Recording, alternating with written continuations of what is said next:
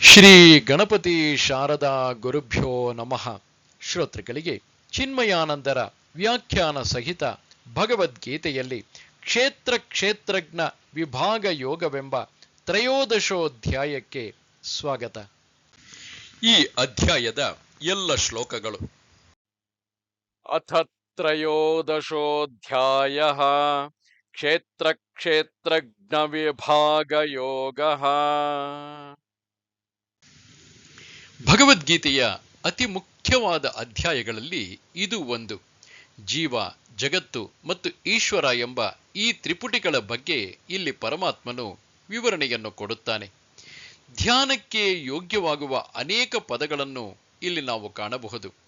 ಗೀತೆಯು ತತ್ವಬೋಧ ಗ್ರಂಥವಾದುದರಿಂದ ಅದು ತರ್ಕಬದ್ಧವೂ ನ್ಯಾಯಸಮ್ಮತವೂ ಆಗಿದೆ. ಶ್ರೀಕೃಷ್ಣಾರ್ಜುನರ ಸಂವಾದ ರೂಪದಲ್ಲಿ ಇರುವುದಾದರೂ ಅದು ಋಷಿಗಳು ಉಪನಿಷತ್ತಿನಲ್ಲಿ ಮಾಡಿರುವ ತತ್ವದ ಉದ್ಘೋಷಣೆಯೇ ಆಗಿದೆ.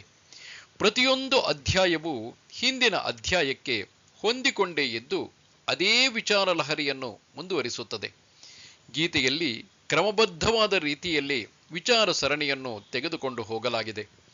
ಈ ಅಧ್ಯಾಯದಲ್ಲಿ ಚರ್ಚಿಸಲಿರುವ ವಿಷಯವನ್ನು ಸೂಕ್ಷ್ಮವಾಗಿ ಈ ಹಿಂದೆಯೇ 7ನೇ ಅಧ್ಯಾಯದಲ್ಲಿ ಮತ್ತು 8ನೇ ಅಧ್ಯಾಯದಲ್ಲಿ ಹಾಗೂ 9, 10, 11 ಮತ್ತು 12ನೇ ಅಧ್ಯಾಯಗಳಲ್ಲಿ ಚರ್ಚಿಸಲಾಗಿತ್ತು. ಆತ್ಮಾನಾತ್ಮ ಸಂಬಂಧಗಳನ್ನು ವಿವರಿಸುವಾಗ ಅಲ್ಲಲ್ಲಿ ಈ ವಿಷಯಗಳನ್ನು ಚರ್ಚಿಸಿದ್ದುಂಟು. ಆದರೆ ಇದೀಗ ವಿಸ್ತಾರವಾಗಿ ಈ ಅಧ್ಯಾಯದಲ್ಲಿ ಅದೇ ವಿಷಯದ ಬಗ್ಗೆ ಪರಮಾತ್ಮನು ವಿವರಣೆ ನೀಡುತ್ತಿದ್ದಾನೆ. ಗೀತೆಯ 18 ಅಧ್ಯಾಯಗಳನ್ನು 6 ಅಧ್ಯಾಯಗಳ 3 ಗುಂಪುಗಳನ್ನಾಗಿ ಪಂಡಿತರು ವಿಂಗಡಿಸಿದ್ದಾರೆ. ತತ್ವಮಸಿ ಮಹಾವಾಕ್ಯದ ತತ್ ತ್ವಂ ಅಸಿ ಎಂಬ ಈ 3 ಶಬ್ದಗಳು 3 ವಿಭಾಗಗಳನ್ನು ಪ್ರತಿಬಿಂಬಿಸುತ್ತವೆ. ಮೊದಲನೇ 6 ಅಧ್ಯಾಯಗಳು ತ್ವಂ ಶಬ್ದವನ್ನು ಲಕ್ಷಿಸುವ ಆತ್ಮ ಚೈತನ್ಯವನ್ನು ವಿವರಿಸುತ್ತವೆ. 7ರಿಂದ 12ನೇ ಅಧ್ಯಾಯದ ತನಕದ 6 ಅಧ್ಯಾಯಗಳು ತತ್ ಪದ ಲಕ್ಷಿಸುವ ಪರಬ್ರಹ್ಮನನ್ನು ಕುರಿತಾಗಿ ಇವೆ ಮತ್ತು 13ರ ನಂತರದ 6 ಅಧ್ಯಾಯಗಳು ಜೀವ ಬ್ರಹ್ಮದ ಐಕ್ಯವನ್ನು ತೋರಿಸುತ್ತವೆ. ಅಸಿ ಆದುದರಿಂದ ಈ ಅಧ್ಯಾಯವು ಬ್ರಹ್ಮಾತ್ಮೈಕ್ಯವನ್ನು ಪ್ರತಿಪಾದಿಸುತ್ತದೆ ಎಂದಾಯಿತು. ಜಡ ಜಗತ್ತಿಗೆ ಕ್ಷೇತ್ರವೆಂತಲೂ ಈ ಶರೀರದಲ್ಲಿದ್ದು ಜಗತ್ತನ್ನು ತಿಳಿಯುವ ಪರಬ್ರಹ್ಮ ಶಕ್ತಿಗೆ ಕ್ಷೇತ್ರಜ್ಞ ಎಂದು ಮತ್ತು ಕ್ಷೇತ್ರ ಮತ್ತು ಕ್ಷೇತ್ರಜ್ಞರಿಗೆ ಅಧಿಷ್ಠಾನವಾದ ಶಕ್ತಿಯನ್ನು ಪರಬ್ರಹ್ಮ ಜ್ಞೇಯಂ ಎಂದು ಇಲ್ಲಿ ಹೆಸರಿಸಲಾಗಿದೆ. ಅಂತಃಕರಣ ಉಪಹಿತ ಪರಬ್ರಹ್ಮನೇ ಕ್ಷೇತ್ರಜ್ಞನಾಗಿ ಇರುವುದರಿಂದ ಅಂತಃಕರಣವೆಂಬ ಕ್ಷೇತ್ರೋಪಾಧಿಯನ್ನು ತೆಗೆದಾಗ ಅವನೇ ಬ್ರಹ್ಮನಾಗುವನು. ಹೀಗೆ ಈ ಅಧ್ಯಾಯದಲ್ಲಿ ಜೀವ ಬ್ರಹ್ಮೈಕ್ಯವನ್ನು ಸ್ಪಷ್ಟವಾಗಿ ತೋರಿಸಲಾಗಿದೆ. ಇದು ಜ್ಞಾನದಿಂದ ಮಾತ್ರ ಸಾಧ್ಯ. ಆತ್ಮನ ಸ್ವರೂಪ, ಪುರುಷ ಅಥವಾ ಕ್ಷೇತ್ರಜ್ಞ ಯಾವುದು, ಅನಾತ್ಮಗಳ ಸ್ವರೂಪ ಪ್ರಕೃತಿ ಅಥವಾ ಕ್ಷೇತ್ರ ಯಾವುದು, ಕ್ಷೇತ್ರ ಏನು ಎಂಬುದನ್ನು ಜ್ಞಾನದಿಂದ ಮಾತ್ರ ವಿವೇಚಿಸಲು ಸಾಧ್ಯ. ಈ ರಹಸ್ಯಮಯ ಜ್ಞಾನವನ್ನು ಕುರಿತು ಚರ್ಚಿಸುವ ಈ ಅಧ್ಯಾಯಕ್ಕೆ ಕ್ಷೇತ್ರಜ್ಞ ಯೋಗ ಎಂಬ ಹೆಸರು ಸರಿ ಹೋಗುತ್ತದೆ. ಧ್ಯಾನದ ಸ್ಥಿತಿಯಲ್ಲಿ ಕುಳಿತಂತಹ ಸಾಧಕನಿಗೆ ಅವಶ್ಯವಾಗುವಂತಹ ಕೆಲವು ವಿಚಾರಗಳನ್ನು ಇಲ್ಲಿ ಹೇಳಲಾಗಿದೆ. ಆತ್ಮನನ್ನು ಇಲ್ಲಿ ಕ್ಷೇತ್ರಜ್ಞ ಎಂದು ಕರೆಯಲಾಗಿದೆ. ಕ್ಷೇತ್ರವನ್ನು ತಿಳಿಯುವವನು ಕ್ಷೇತ್ರಜ್ಞ. ಕಾರನ್ನು ನಡೆಸುವವನು ಚಾಲಕ ಹೇಗೋ, ರಥವನ್ನು ನಡೆಸುವವನು ಸಾರಥಿ ಹೇಗೋ, ಅದೇ ರೀತಿ ಶರೀರವೆಂಬ ಈ ರಥವನ್ನು ನಡೆಸುವವನು ಕ್ಷೇತ್ರಜ್ಞ. ಕಾರನ್ನು ನಡೆಸುವವನು ಕಾರಿನಿಂದ ದೂರವಿದ್ದಾಗ ಅವನು ಚಾಲಕನಲ್ಲ, ಅವನೊಬ್ಬ ಸಾಮಾನ್ಯ ವ್ಯಕ್ತಿ. ಅದೇ ರೀತಿ ಆತ್ಮನಿಗೆ ಶರೀರೋಪಾಧಿಯ ಸಂಬಂಧ ಬಂದಾಗ ಅವನಿಗೆ ಕ್ಷೇತ್ರಜ್ಞ ಎಂದು ಹೆಸರು. ಶರೀರೋಪಾಧಿಗಿಂತ ಆತ್ಮನನ್ನು ಬೇರೆಯಾಗಿ ತಿಳಿಯುವುದಾದರೆ ಅವನು ಆ ಸರ್ವವ್ಯಾಪಕ ಪರಬ್ರಹ್ಮನೇ ಸರಿ.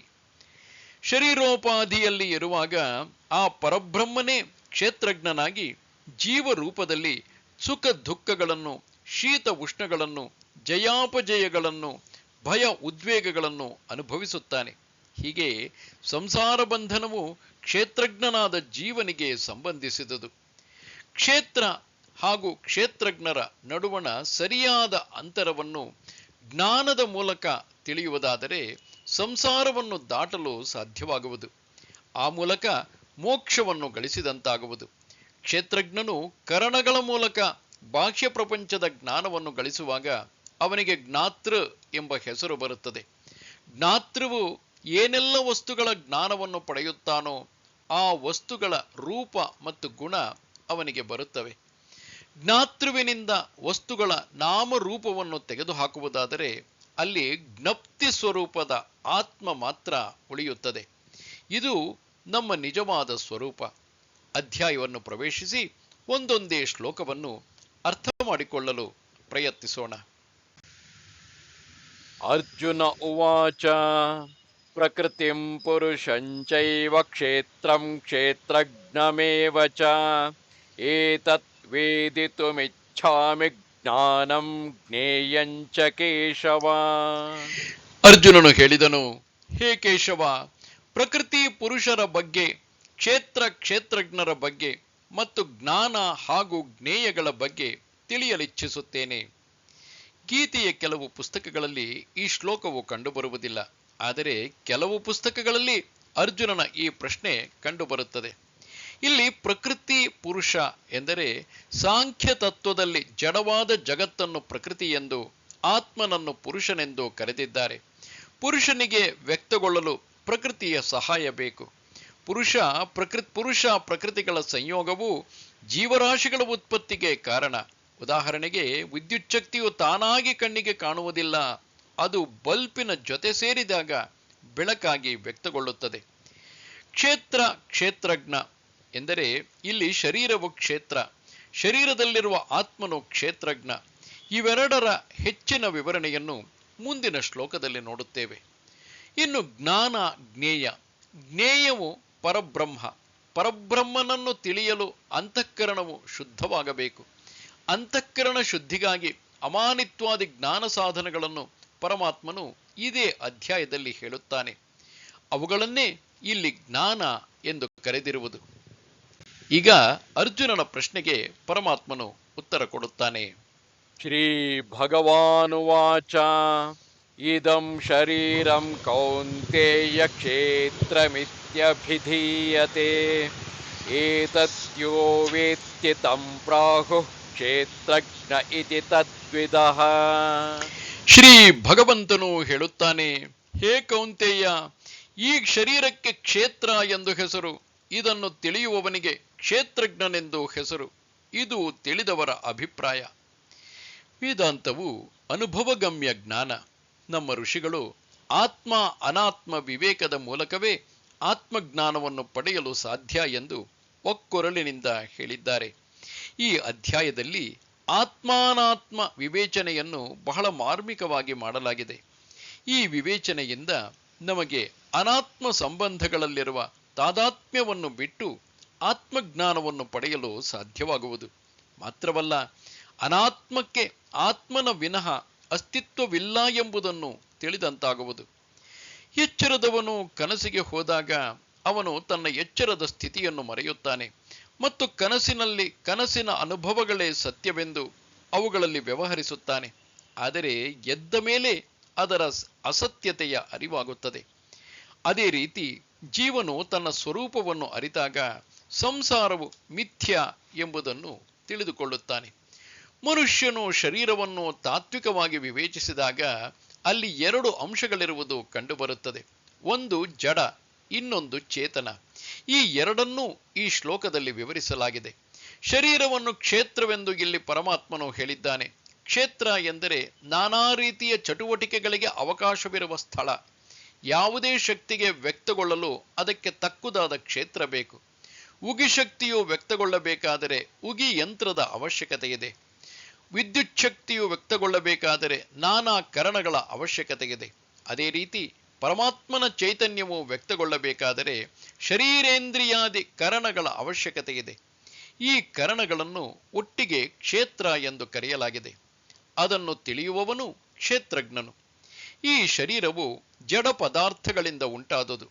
ಅದನ್ನು ಚೇತನಗೊಳಿಸುವ ಶಕ್ತಿಯು ಕ್ಷೇತ್ರಜ್ಞನು. ಇದನ್ನೇ ಜೀವ ಎಂದು ಹೇಳಿರುವುದು. ಆತ್ಮನು ಈ ಶರೀರದಲ್ಲಿ ಇರುವ ತನಕ ಶರೀರವು ಚೇತನವಾಗಿರುವುದು. ಶರೀರವು ಚೇತನವಾಗಿರುವುದು ಮಾತ್ರವಲ್ಲ, ನಮ್ಮಲ್ಲಿ ತಿಳಿಯಬೇಕು ಎನ್ನುವ ಬಯಕೆಯೂ ಇರುವುದು. ತಿಳಿಯುವ ಈ ಶಕ್ತಿಯನ್ನು ಇಲ್ಲಿ ಕ್ಷೇತ್ರಜ್ಞ ಎಂದು ಕರೆದಿರುವುದು. ಈ ರೀತಿ ಶರೀರಕ್ಕೆ ಕ್ಷೇತ್ರವೆಂದು, ಅದನ್ನು ತಿಳಿಯುವ ಆತ್ಮ ಚೈತನ್ಯಕ್ಕೆ ಕ್ಷೇತ್ರಜ್ಞನೆಂದು ಬ್ರಹ್ಮವಿದರು ಹೇಳಿರುವರು ಎಂದು ಪರಮಾತ್ಮನು ಇಲ್ಲಿ ಹೇಳುತ್ತಾನೆ. ಇದು ಜನಸಾಮಾನ್ಯರ ಅಭಿಪ್ರಾಯವಲ್ಲ ಎಂಬುದನ್ನು ಈ ಮೂಲಕ ಅವನು ತಿಳಿಯಪಡಿಸುತ್ತಾನೆ. ಈಗ ತನ್ನ ವಿವರಣೆಯನ್ನು ಮುಂದುವರಿಸುತ್ತಾ, ಕ್ಷೇತ್ರಜ್ಞಂಚಾಪಿ ಮಾಂ ವಿದ್ಧಿ ಸರ್ವಕ್ಷೇತ್ರೇಷು ಭಾರತ ಕ್ಷೇತ್ರಜ್ಞಯೋರ್ಜ್ಞಾನಂ ಯತ್ತಜ್ಞಾನಂ ಮತಂ ಮಮ. ಎಲ್ಲಾ ಶರೀರಗಳಲ್ಲಿ ಕ್ಷೇತ್ರಜ್ಞನಾಗಿರುವವನು ನಾನೇ ಎಂದು ತಿಳಿ ಹೇ ಭಾರತ. ಕ್ಷೇತ್ರಜ್ಞರ ಕುರಿತಾದ ಈ ಜ್ಞಾನವೇ ನಿಜವಾದ ಜ್ಞಾನವೆಂದು ನನ್ನ ಅಭಿಪ್ರಾಯ. ಕ್ಷೇತ್ರವೆಂದರೆ ಯಾವುದು, ಕ್ಷೇತ್ರಜ್ಞನು ಎಂಬ ಹೆಸರು ಯಾರಿಗೆ ಎಂಬುದನ್ನು ಹೇಳಿದ ಬಳಿಕ ಇದೀಗ ಶ್ರೀಕೃಷ್ಣನು ಎಲ್ಲಾ ಕ್ಷೇತ್ರಗಳಲ್ಲಿಯೂ ಕ್ಷೇತ್ರಜ್ಞನಾಗಿ ಇರುವವನು ನಾನೇ ಎಂದು ಉದ್ಘೋಷಿಸುತ್ತಾನೆ. ಅದರರ್ಥ ಶರೀರಗಳು ಮಾತ್ರ ಬೇರೆ ಬೇರೆ, ಎಲ್ಲರ ಶರೀರದಲ್ಲಿ ಕ್ಷೇತ್ರಜ್ಞ ಸ್ವರೂಪನಾಗಿ ಇರುವ ಪರಮಾತ್ಮನು ಮಾತ್ರ ಒಬ್ಬನೇ. ಜೀವ ಬ್ರಹ್ಮರ ಐಕ್ಯವನ್ನು ಈ ಮೂಲಕ ಪರಮಾತ್ಮನೇ ತೋರಿಸುತ್ತಾನೆ. ಆತ್ಮಜ್ಞಾನವು ಆದಾಗ ಸಾಧಕನೂ ಕೂಡ ಸೋಹಂ ಅಥವಾ ಅಹಂ ಬ್ರಹ್ಮಾಸ್ಮಿ ಎಂದೇ ಹೇಳುವುದು. ಆರಂಭದ ಪೀಠಿಕೆಯಲ್ಲಿ ನಾವು ಮೊದಲೇ ತಿಳಿಸಿರುವಂತೆ ಶ್ರೀಕೃಷ್ಣನು ಆವೇಶಭರಿತನಾಗಿ ಗೀತೆಯನ್ನು ಉಸುರಿದುದು ಇಲ್ಲಿ ನಾನೇ ಎಲ್ಲ ಕ್ಷೇತ್ರಗಳಲ್ಲಿ ಕ್ಷೇತ್ರಜ್ಞನಾಗಿ ಇರುವುದು ಎಂದು ಅವನು ಹೇಳುವಾಗ ಸರ್ವವ್ಯಾಪಕ ಪರಬ್ರಹ್ಮನೇ ತಾನು ಎಂದು ತನ್ನನ್ನು ಸಂಬೋಧಿಸಿಕೊಳ್ಳುತ್ತಾನೆ. ಉದಾಹರಣೆಗೆ, ವಿದ್ಯುತ್ ಶಕ್ತಿಯು ಎಲ್ಲಾ ಬಲ್ಬುಗಳ ಒಳಗಿರುವ ಶಕ್ತಿ ನಾನು ಎಂದು ಹೇಳಿದ ಹಾಗೆ ಇದು. ಕ್ಷೇತ್ರಜ್ಞರ ಬಗೆಗಿನ ಈ ಜ್ಞಾನವು ಅತ್ಯಂತ ಶ್ರೇಷ್ಠವಾದ ಜ್ಞಾನವೆಂದು ಪರಮಾತ್ಮನೇ ಹೇಳುತ್ತಾನೆ. ಏಕೆಂದರೆ ಈ ಜ್ಞಾನವು ಮನುಷ್ಯನಿಗೆ ಮುಕ್ತಿಯನ್ನು ಸಂಪಾದಿಸಿಕೊಡುವುದರಿಂದ ಇದು ಖಂಡಿತವಾಗಿಯೂ ಅತ್ಯಂತ ಶ್ರೇಷ್ಠವಾದ ಜ್ಞಾನ. ಕ್ಷೇತ್ರ ಹಾಗೂ ಕ್ಷೇತ್ರಜ್ಞರ ಕುರಿತಾಗಿ ಸವಿಸ್ತಾರವಾದ ವಿವರಣೆಯನ್ನು ಪರಮಾತ್ಮನು ಇಲ್ಲಿ ಕೊಡುತ್ತಾನೆ. ತತ್ಕ್ಷೇತ್ರಯ್ಯಚ್ಚ ಯಾದೃಕ್ಚ ಯದ್ವಿಕಾರಿ ಯತಶ್ಚ ಯತ್ ಸ ಚ ಯೋ ಯತ್ ಪ್ರಭಾವಶ್ಚ ತತ್ಸಮಾಸೇನ ಮೇ ಶೃಣು. ಕ್ಷೇತ್ರವೆಂದರೆ ಯಾವುದು, ಅದರ ಸ್ವರೂಪವೇನು, ಅದಕ್ಕೆ ಯಾವ ವಿಕಾರಗಳಿರುತ್ತವೆ, ಅದು ಬಂದಿರುವುದೆಲ್ಲಿಂದ, ಆ ಕ್ಷೇತ್ರಜ್ಞನು ಯಾರು, ಅವನ ಪ್ರಭಾವಗಳು ಏನು ಎಂಬುದನ್ನೆಲ್ಲ ಸಂಕ್ಷೇಪವಾಗಿ ಕೇಳು. ನಾವು ಇದೀಗ ಕ್ಷೇತ್ರದ ಬಗೆಗಿನ ಸವಿಸ್ತಾರವಾದ ವಿವರಣೆಯನ್ನು ನೋಡಲಿದ್ದೇವೆ. ಕ್ಷೇತ್ರವೆಂದರೆ ಯಾವುದು ಎಂಬುದನ್ನು ಅದನ್ನು ಮಾತ್ರ ತಿಳಿಯುವುದಲ್ಲದೆ ಅದು ಬಂದದ್ದೆಲ್ಲಿಂದ, ಅದರ ಸ್ವರೂಪಗಳೇನು ಎಂಬುದನ್ನು ತಿಳಿದುಕೊಳ್ಳುವವರಿದ್ದೇವೆ. ಅಷ್ಟು ಮಾತ್ರವಲ್ಲದೆ ಆ ಕ್ಷೇತ್ರಜ್ಞನು ಯಾರು, ಅವನ ಸ್ವರೂಪವೇನು ಎಂಬುದನ್ನು ತಿಳಿಯುವವರಿದ್ದೇವೆ. ಪರಮಾತ್ಮನ ಗುಣಗಾನ ಮಾಡುವುದರಿಂದ ಮಾತ್ರ ಪರಮಾತ್ಮನನ್ನು ಯಥಾವತ್ತಾಗಿ ತಿಳಿದಂತಾಗುವುದಿಲ್ಲ. ಅದಕ್ಕೆ ಜ್ಞಾನದ ಕಣ್ಣೂ ಬೇಕು. ಅದೇ ರೀತಿ ಸಂಸಾರ ತಾಪತ್ರಯಗಳು ಎಂದು ಬಾಯಿಂದ ಹೇಳಿದರೆ ಮಾತ್ರ ಸಾಲದು, ಅದನ್ನು ಏನು ಎಂಬುದನ್ನು ಸರಿಯಾಗಿ ತಿಳಿದುಕೊಳ್ಳಬೇಕು. ಅವನ್ನು ತಿಳಿಯಲು ಪ್ರಯತ್ನಿಸದಿದ್ದರೆ ನಾವು ಮೋಸ ಹೋದಂತೆ ಆಗುವುದು. ವೈರಿ ಸೈನ್ಯದ ಶಕ್ತಿ ಸಾಮರ್ಥ್ಯವನ್ನು ತಿಳಿಯುವುದರಿಂದ ಅದಕ್ಕೆ ಸರಿಯಾಗಿ ನಮ್ಮ ಸೈನ್ಯವನ್ನು ಸಜ್ಜುಗೊಳಿಸಬಹುದು. ಅದೇ ರೀತಿ ಸಂಸಾರ ತಾಪತ್ರಯಗಳಿಗೆ ಆಶ್ರಯ ಸ್ಥಾನವಾದ ಕ್ಷೇತ್ರವನ್ನು ಸರಿಯಾಗಿ ತಿಳಿದುಕೊಳ್ಳುವುದರಿಂದ ಪ್ರಪಂಚವನ್ನು ದಾಟಲು ಸಾಧ್ಯವಾಗುವುದು. ನಮ್ಮ ಆಧುನಿಕ ವಿಜ್ಞಾನವು ವೇದಾಂತಕ್ಕೆ ಬಹಳಷ್ಟು ಸಹಕಾರಿಯಾಗಿದೆ. ವಿಜ್ಞಾನದ ಪೂರ್ಣ ಪಕ್ವ ಹಂತವೇ ವೇದಾಂತ ಎಂದು ಹೇಳಬಹುದು.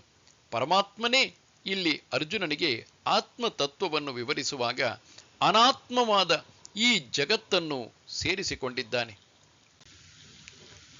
ಶ್ರವಣ ಮಾಡುತ್ತಿರುವ ವಿದ್ಯಾರ್ಥಿಯ ಮನಸ್ಸಿನಲ್ಲಿ ಆಸಕ್ತಿಯು ಉಕ್ಕಿ ಬರುವಂತೆ ಇಲ್ಲಿ ಪರಮಾತ್ಮನು ತಾನು ಹೇಳಲಿರುವ ಜ್ಞಾನದ ಸ್ತುತಿಯನ್ನು ಮಾಡುತ್ತಾನೆ. ಋಷಿಭಿರ್ಬಹುಧಾ ಗೀತಂ ಛಂದೋಭಿರ್ವಿವಿಧೈ ಪೃಥಕ್ ಬ್ರಹ್ಮಸೂತ್ರ ಪದೈಶ್ಚೈವ ಹೇತುಮದ್ಭಿರ್ವಿನಿಶ್ಚಿತೈ. ಈ ಜ್ಞಾನವನ್ನು ಬಹುವಿಧದಲ್ಲಿ ನಮ್ಮ ಋಷಿಗಳು ಹಾಡಿ ಹೊಗಳಿದ್ದಾರೆ. ವೇದಗಳು ನಾನಾ ವಿಧವಾಗಿ ವರ್ಣಿಸಿವೆ. ಬ್ರಹ್ಮಸೂತ್ರಗಳಲ್ಲಿ ಯುಕ್ತಿ ಸಹಿತವಾಗಿ ಇದನ್ನು ವರ್ಣಿಸಿದ್ದಾರೆ. ತಾನು ಹೇಳುತ್ತಿರುವ ಜ್ಞಾನವು ತನ್ನ ಕಪೋಲ ಕಲ್ಪನೆಯಲ್ಲ, ಅದು ಇಂದು ನೆನ್ನೆಯ ಜ್ಞಾನವಲ್ಲ ಎಂಬುದನ್ನು ಅರ್ಜುನನಿಗೆ ಖಚಿತಪಡಿಸಲು ಶ್ರೀಕೃಷ್ಣನು ಈ ಶ್ಲೋಕದಲ್ಲಿ ತಾನು ವಿವರಿಸಲಿರುವ ವಿದ್ಯೆಯ ಸ್ತುತಿಯನ್ನು ಮಾಡುತ್ತಾನೆ. ಈ ವಿದ್ಯೆಯು ಅನಾದಿ ಪರಂಪರೆಯಿಂದ ಹರಿದು ಬರುತ್ತಿದೆ ಎಂದು, ಋಷಿಗಳೆಲ್ಲ ನಾನಾ ವಿಧವಾಗಿ ಇದನ್ನು ಹಾಡಿ ಹೊಗಳಿದ್ದಾರೆಂದು, ನಮ್ಮ ಉಪನಿಷತ್ತು ಹಾಗೂ ಬ್ರಹ್ಮಸೂತ್ರಗಳು ಈ ವಿದ್ಯೆಯನ್ನೇ ಒಳಗೊಂಡಿರುವುದೆಂದು ಅವನು ಹೇಳುತ್ತಾನೆ. ಋಷಿಗಳು ಹೇಳುತ್ತಾರೆ, ಉಪನಿಷತ್ತುಗಳು ಹೇಳುತ್ತವೆ ಎಂದು ಹೇಳಿದ ಮಾತ್ರಕ್ಕೆ ಈ ವಿದ್ಯೆಯು ಶ್ರೇಷ್ಠವೆಂದು ಹೇಳುವುದು ಹೇಗೆ ಎಂದು ಯಾರಾದರೂ ಕೇಳಬಹುದು. ವೇದಾಂತಕ್ಕೆ ಉಪನಿಷತ್ತುಗಳೇ ಪ್ರಮಾಣಗಳು. ಆತ್ಮಜ್ಞಾನವನ್ನು ತಿಳಿಯಬೇಕಾದರೆ ಉಪನಿಷತ್ತುಗಳಿಗೆ ನಾವು ಶರಣು ಹೋಗಬೇಕು. ಅಲ್ಲಿ ಹೇಳಿರುವ ಪ್ರತಿಯೊಂದು ಹೇಳಿಕೆಯು ಯುಕ್ತಿಯುಕ್ತವಾದುದು ಮತ್ತು ತರ್ಕಬದ್ಧವಾದುದು ಎಂದು ಪರಮಾತ್ಮನೇ ಹೇಳುತ್ತಾನೆ. ವಿದ್ಯಾರ್ಥಿಯ ಮನಸ್ಸನ್ನು ಅದು ಸರಿಯಾಗಿ ಕೇಳುವಂತೆ ತಯಾರುಗೊಳಿಸಿದ ಮೇಲೆ ಇದೀಗ ಪರಮಾತ್ಮನು ತನ್ನ ಉಪದೇಶವನ್ನು ಆರಂಭಿಸುತ್ತಾನೆ. ಮಹಾಭೂತಾನ್ಯಹಂಕಾರ ಬುದ್ಧಿರವ್ಯಕ್ತಮೇವ ಚ ಇಂದ್ರಿಯಾಣಿ ದಶೈಕಂಚ ಪಂಚಚೇಂದ್ರಿಯ ಗೋಚರಾಃ. 5 ಸೂಕ್ಷ್ಮ ಭೂತಗಳು, ಅಹಂಕಾರ, ಮಹತ್ತತ್ವವು, ಅವ್ಯಕ್ತ, 10 ಇಂದ್ರಿಯಗಳು ಮತ್ತು 11ನೆಯದಾದ ಮನಸ್ಸು, 5 ಇಂದ್ರಿಯಗಳಿಗೆ ಗೋಚರವಾಗುವ ವಿಷಯಗಳು. ಇಚ್ಛಾದ್ವೇಷ ಸುಖಂ ದುಃಖಂ ಸಂಘಾತಶ್ಚೇತನಾಧೃತಿಃ ಏತತ್ ಕ್ಷೇತ್ರಂ ಸಮಾಸೇನ ಸವಿಕಾರಮುದಾಹೃತಂ. ಇಚ್ಛೆ, ದ್ವೇಷ, ಸುಖ, ದುಃಖ, ದೇಹೇಂದ್ರಿಯಗಳ ಸಮೂಹ, ಚೇತನಾವೃತ್ತಿಯು, ದೇಹೇಂದ್ರಿಯಗಳನ್ನು ಹಿಡಿದು ನಿಲ್ಲಿಸಿಕೊಂಡಿರುವ ಧೃತಿ ಎಂಬ ಶಕ್ತಿಯು, ಇವೆಲ್ಲ ಒಟ್ಟಿಗೆ ಕ್ಷೇತ್ರವು. ಅವುಗಳ ವಿಕಾರಗಳೊಡನೆ ಅವನ್ನು ನಿನಗೆ ತಿಳಿಸಿರುತ್ತೇನೆ. ಇಲ್ಲಿಂದ ಉಪದೇಶದ ಉಪಕ್ರಮವಾಗುತ್ತದೆ. ಕ್ಷೇತ್ರ ಎನ್ನುವ ಶಬ್ದಕ್ಕೆ ಎಷ್ಟು ವ್ಯಾಪಕವಾದ ಅರ್ಥವಿದೆ ಎಂಬುದನ್ನು ಈ ಶ್ಲೋಕ ವಿವರಿಸುತ್ತದೆ. 5 ಸೂಕ್ಷ್ಮ ಭೂತಗಳು, 5 ಸೂಕ್ಷ್ಮ ಮಹಾಭೂತಗಳು, ಇವುಗಳನ್ನು ತನ್ಮಾತ್ರಗಳೆಂದು ಹೇಳುವುದುಂಟು. ಇವುಗಳು ಪಂಚೀಕರಣಗೊಂಡಾಗ ಇವುಗಳಿಗೆ ಪಂಚಭೂತಗಳೆಂದು ಹೆಸರು. ಇಂದ್ರಿಯ ಗೋಚರಾಹ ಎಂದು ಶ್ಲೋಕದ ಕೊನೆಯಲ್ಲಿ ಈ 5ಅನ್ನೇ ಪರಮಾತ್ಮನು ಸೂಚಿಸಿರುವುದು. ಇನ್ನು ಅಹಂಕಾರ ಎಂದರೆ ಶರೀರ, ಮನಸ್ಸು, ಬುದ್ಧಿಗಳಲ್ಲಿ ನಾನು ಎನ್ನುವ ಭಾವನೆಯೇ ಅಹಂಕಾರ. ಕರ್ತೃತ್ವ, ಭೋಕ್ತೃತ್ವ, ಅಭಿಮಾನ ಈ ಅಹಂಕಾರಕ್ಕೆ ಸಂಬಂಧಪಟ್ಟದ್ದು. ನಾನು ಸುಖಿ, ನಾನು ದುಃಖಿ ಎಂದು ಹೇಳಿಕೊಂಡು ಅಳುತ್ತಾ ಬದುಕುತ್ತಿರುವವನು ಇವನೇ. ಬುದ್ಧಿ, ನಿಶ್ಚಯಾತ್ಮಕ ಅಂತಃಕರಣ ವೃತ್ತಿಗೆ ಬುದ್ಧಿ ಎಂದು ಹೆಸರು. ವಿವೇಚನೆ ಮಾಡುವ ಶಕ್ತಿ ಇದು. ಅವ್ಯಕ್ತ, ಮನಸ್ಸು ಬುದ್ಧಿಯ ಹಿಂದೆ ಇದ್ದು ಅವೆರಡನ್ನೂ ನಿಯಂತ್ರಿಸುವ ಶಕ್ತಿ ಇದು. ಇದನ್ನು ವಾಸನಾಪದರು ಎಂದು ಹೇಳುವುದಿದೆ. ಮಾನಸಿಕ ಹಾಗೂ ಬೌದ್ಧಿಕ ಚಟುವಟಿಕೆಗಳನ್ನು ಈ ವಾಸನೆಗಳು ನಿಯಂತ್ರಿಸುತ್ತವೆ. ಆದುದರಿಂದ ವಾಸನೆಗಳಿಗೆ ತಕ್ಕಂತೆ ನಮ್ಮ ಗುಣ ನಡತೆಗಳು. ಸಮಷ್ಟಿ ವಾಸನೆಯನ್ನು ಮೂಲ ಪ್ರಕೃತಿ ಎಂದು ಕರೆಯುತ್ತಾರೆ. ಒಬ್ಬ ವ್ಯಕ್ತಿಯಲ್ಲಿ ಇರುವ ಅದಕ್ಕೆ ಅವ್ಯಕ್ತ ಎಂದು ಹೆಸರು. 10 ಇಂದ್ರಿಯಗಳು, 5 ಜ್ಞಾನೇಂದ್ರಿಯಗಳು, 5 ಕರ್ಮೇಂದ್ರಿಯಗಳು. ಜ್ಞಾನೇಂದ್ರಿಯಗಳು ಪ್ರಪಂಚದ ಜ್ಞಾನವನ್ನು ನಮಗೆ ತಂದುಕೊಡುವವು. ಕರ್ಮೇಂದ್ರಿಯಗಳ ಮೂಲಕ ನಾವು ಆಂತರಿಕ ಪ್ರತಿಕ್ರಿಯೆಗಳನ್ನು ಹೊರಕ್ಕೆ ವ್ಯಕ್ತಪಡಿಸುವೆವು. ಮನಸ್ಸು, ಎಲ್ಲ ಇಂದ್ರಿಯಗಳ ಮೂಲಕ ಒಳಗೆ ಬರುವ ಜ್ಞಾನವನ್ನು ಗ್ರಹಿಸುವುದು ಮನಸ್ಸು. ಅದು ಇಂದ್ರಿಯಗಳ ಮೂಲಕ ಪ್ರಪಂಚದ ಜ್ಞಾನವನ್ನು ಪಡೆಯುವುದು ಮಾತ್ರವಲ್ಲ, ಬುದ್ಧಿಯ ಪ್ರತಿಕ್ರಿಯೆಗಳನ್ನು ಇಂದ್ರಿಯಗಳ ಮೂಲಕ ಅಂದರೆ ಕರ್ಮೇಂದ್ರಿಯಗಳ ಮೂಲಕ ಹೊರಗೆ ವ್ಯಕ್ತಗೊಳಿಸುವುದು. ಮನುಷ್ಯನ ವ್ಯಕ್ತಿತ್ವವು ಮನಸ್ಸಿನ ಮೂಲಕವೇ ವ್ಯಕ್ತಗೊಳ್ಳುವುದು. ಪಂಚ ಇಂದ್ರಿಯ ಗೋಚರಗಳು ಅಂದರೆ ಶಬ್ದ, ಸ್ಪರ್ಶ, ರೂಪ, ರಸ, ಗಂಧ ಇವು 5 ನಮ್ಮ ಇಂದ್ರಿಯಗಳಿಗೆ ವಿಷಯಗಳು. ಕಣ್ಣಿಗೆ ರೂಪ, ಕಿವಿಗೆ ಶಬ್ದ, ನಾಲಿಗೆಗೆ ರುಚಿ, ಮೂಗಿಗೆ ವಾಸನೆ ಮತ್ತು ಚರ್ಮಕ್ಕೆ ಸ್ಪರ್ಶ.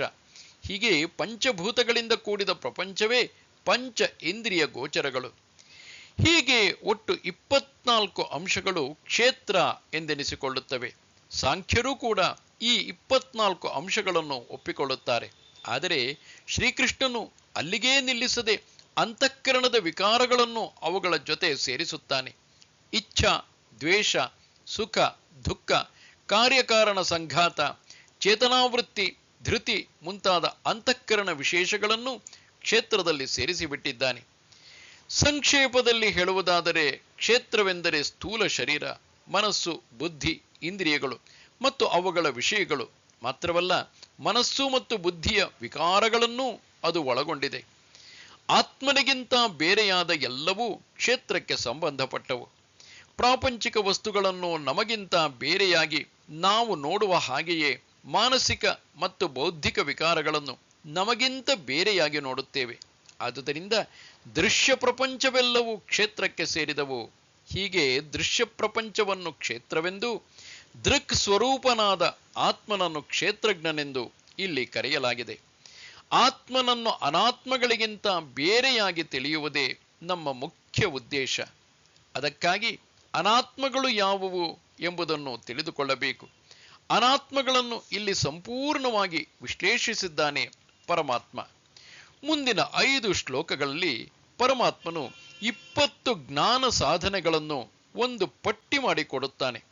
ಕ್ಷೇತ್ರಜ್ಞನನ್ನು ತಿಳಿಯಬೇಕಾದರೆ ಈ ಗುಣಗಳನ್ನು ಬೆಳೆಸಿಕೊಳ್ಳಬೇಕು. ಅಂತಃಕರಣದ ಶುದ್ಧಿಯ ಮೂಲಕವೇ ಆತ್ಮಜ್ಞಾನವನ್ನು ಗಳಿಸಲು ಸಾಧ್ಯ.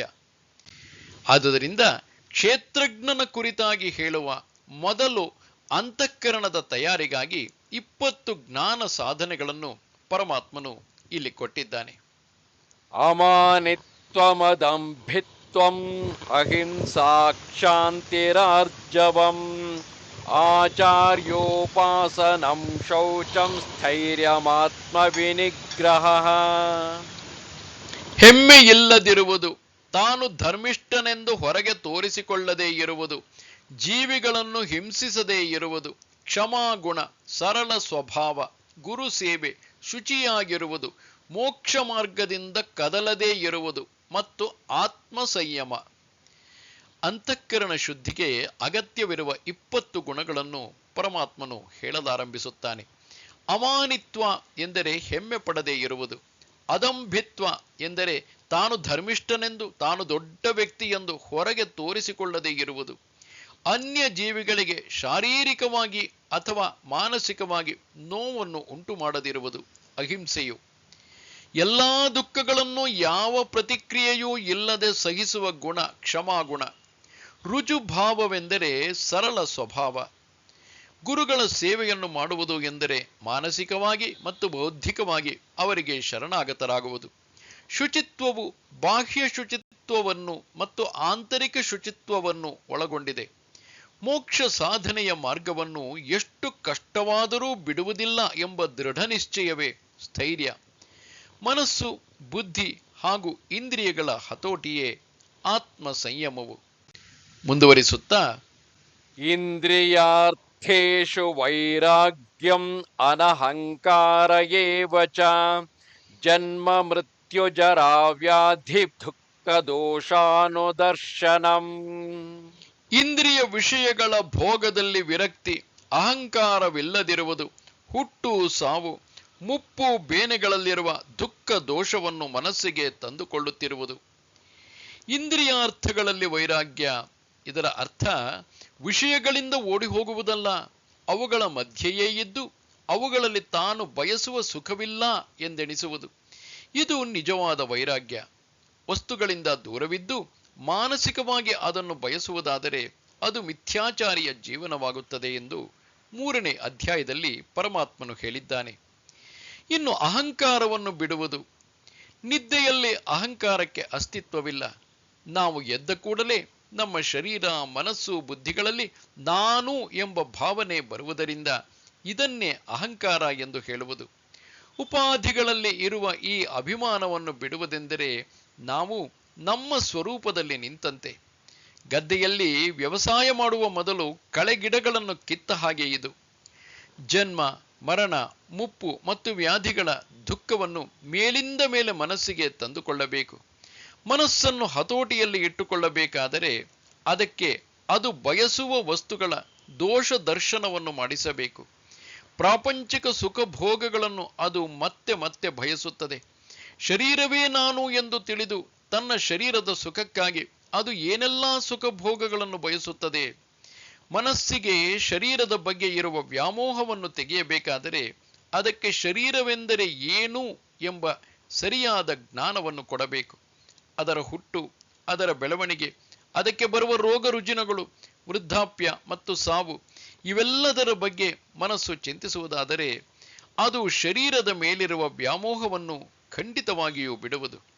ಮೇಲಿಂದ ಮೇಲೆ ನೋವು ಬೇನೆಗಳೇ ಶರೀರದ ಮೂಲಕ ನಮಗೆ ಸಿಗುವುದು. ಈ ರೀತಿಯ ವಿಚಾರವನ್ನು ಮನಸ್ಸಿಗೆ ಯಾವಾಗಲೂ ಕೊಡುತ್ತಿರಬೇಕು.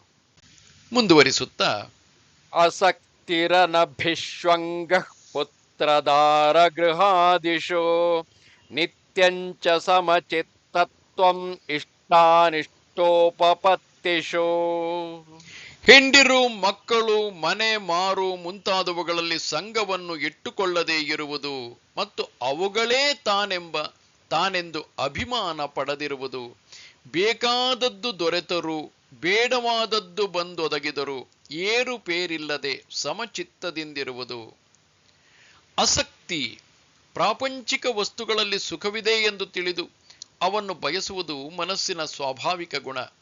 ತಾನು ಬಯಸಿದ ವಸ್ತುಗಳ ಮೇಲೆ ಅದು ಸಂಘವನ್ನು ಗಳಿಸುವುದು, ಅರ್ಥಾತ್ ತಾನು ಬಯಸಿದ ವಸ್ತುವನ್ನು ಅದು ಪ್ರಾಪ್ತಿಯಾದ ಮೇಲೆ ಅದು ತನ್ನದು ಎಂದು ಭಾವಿಸುವುದು.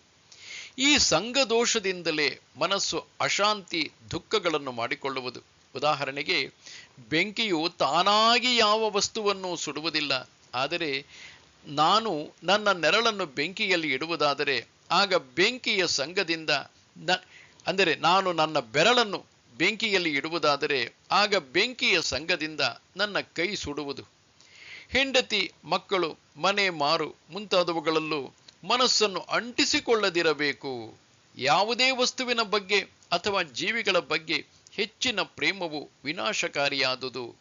ಅವುಗಳೊಂದಿಗೆ ನಾವು ಹೆಚ್ಚಿನ ತಾದಾತ್ಮ್ಯವನ್ನು ಗಳಿಸಿರುವುದಾದರೆ, ಅವುಗಳಿಗೆ ಏನಾದರೂ ಆದರೆ ಆಗ ನಮ್ಮ ಮನಸ್ಸಿಗೆ ಅಶಾಂತಿಯಾಗುವುದು. ಹೆಂಡತಿ, ಮಕ್ಕಳನ್ನು ಪ್ರೀತಿಸಬಾರದೆಂದಲ್ಲ, ಪ್ರೀತಿ, ವಾತ್ಸಲ್ಯ ಎಲ್ಲವೂ ಮಿತವಾಗಿರಬೇಕು.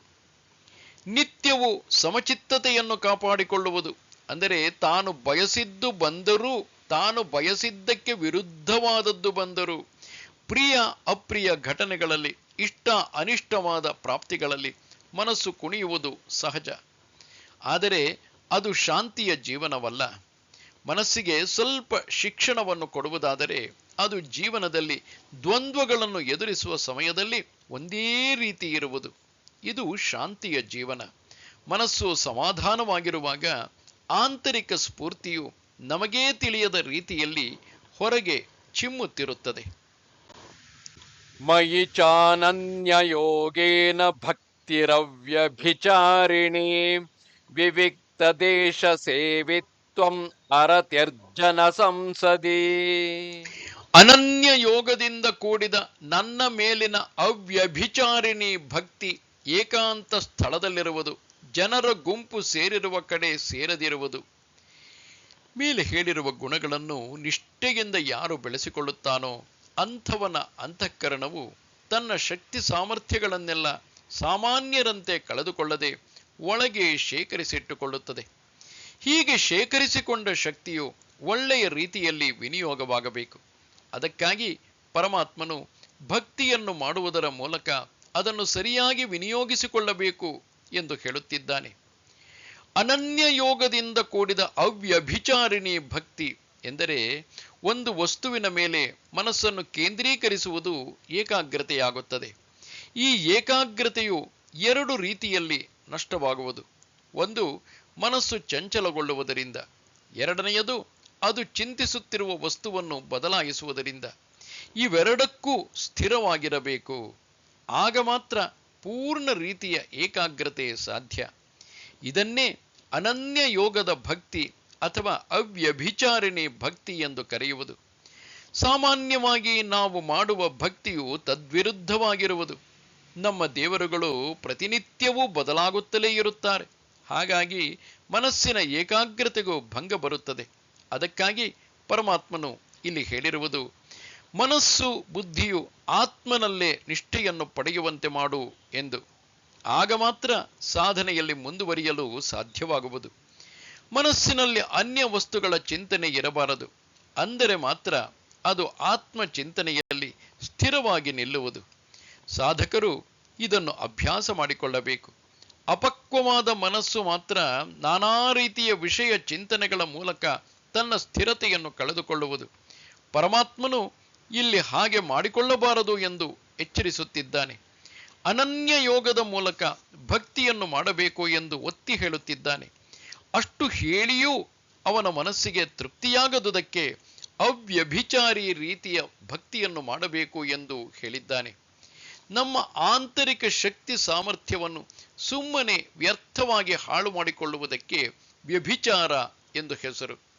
ಮಾನಸಿಕ ಅಂತಃಸತ್ವವನ್ನು ಹೀಗೆ ಹಾಳು ಮಾಡಿಕೊಳ್ಳದೆ ಆತ್ಮ ಚಿಂತನೆಯಲ್ಲೇ ಅದನ್ನು ಉಪಯೋಗಿಸಿಕೊಳ್ಳುವುದಾದರೆ ಅದು ಅವ್ಯಭಿಚಾರಿ ಭಕ್ತಿಯಾಗುವುದು. ಸಾಧಕನಾದವನು ಒಂದೇ ದೇವರನ್ನು ತನ್ನ ಇಷ್ಟದೇವತೆಯಾಗಿಟ್ಟುಕೊಂಡು ಸಾಧನೆ ಮಾಡಬೇಕು. ಸಿಕ್ಕಿದ ದೇವರುಗಳನ್ನೆಲ್ಲ ಕೂಡಿ ಹಾಕಿಕೊಂಡು ಪೂಜಿಸುವುದರಿಂದ ಹೆಚ್ಚಿನ ಪ್ರಯೋಜನವೇನೂ ಆಗಲಾರದು. ಇಂತಹ ಸಾಧನೆಯನ್ನು ಅಭ್ಯಸಿಸಬೇಕಾದರೆ ಸಾಧಕನು ಒಂದು ಏಕಾಂತ ಸ್ಥಳವನ್ನು ಆಯ್ದುಕೊಳ್ಳಬೇಕು. ಮಾತ್ರವಲ್ಲ, ಜನರ ಗುಂಪು ಸೇರಿರುವ ಕಡೆ ತಾನಿರಬಾರದು. ವ್ಯಕ್ತಿತ್ವವು ವಿಕಸನಗೊಂಡ ಹಾಗೆ ಸಾಧನೆಯು ತೀವ್ರವಾಗುವುದು.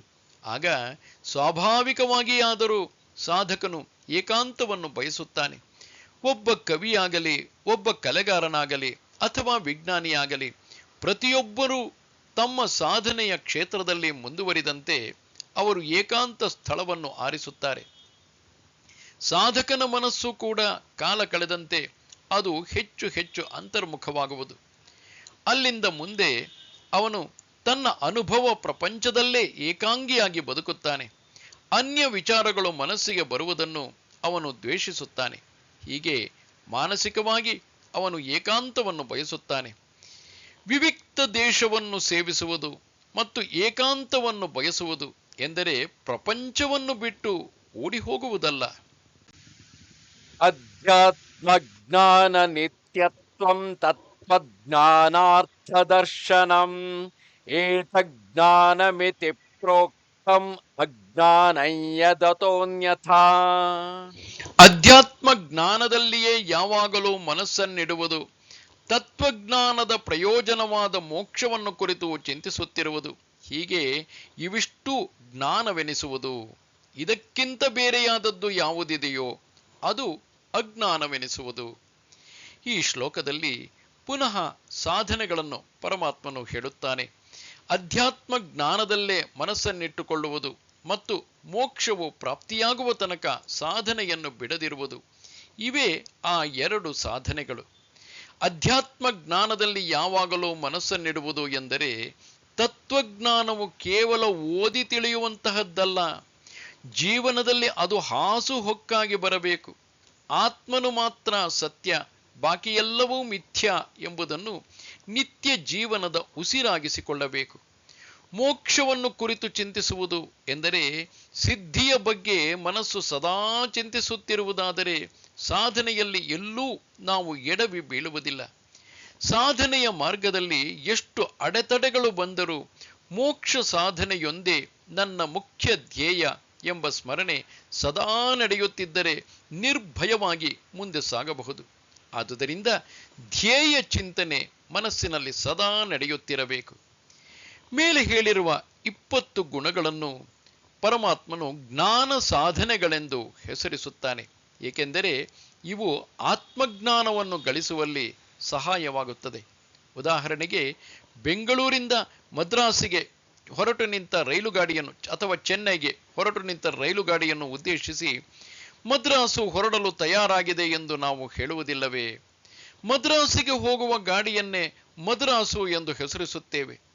ಅದೇ ರೀತಿ ಆತ್ಮಜ್ಞಾನಕ್ಕೆ ಸಹಾಯವಾಗುವ ಗುಣಗಳನ್ನು ಇಲ್ಲಿ ಪರಮಾತ್ಮನು ಜ್ಞಾನ ಎಂದು ಕರೆದಿರುವುದು. ಹಾಗಿದ್ದರೆ ಜ್ಞೇಯವು ಯಾವುದು? ಅದರ ಬಗ್ಗೆ ಈಗ ಕೇಳಿ. ಜ್ಞೇಯಂ ಯತ್ತತ್ ಪ್ರವಕ್ಷ್ಯಾಮಿ ಯಜ್ಞಾತ್ವಾಮೃತಮಶ್ನುತೆ ಅನಾದಿಮತ್ ಪರಂ ಬ್ರಹ್ಮ ನ ಸತ್ತನ್ನಾಸದುಚ್ಯತೆ. ಯಾವುದನ್ನು ಜ್ಞೇಯವೆಂದು ಹೇಳುತ್ತಾರೋ ಅದನ್ನು ಈಗ ಹೇಳುವೆನು.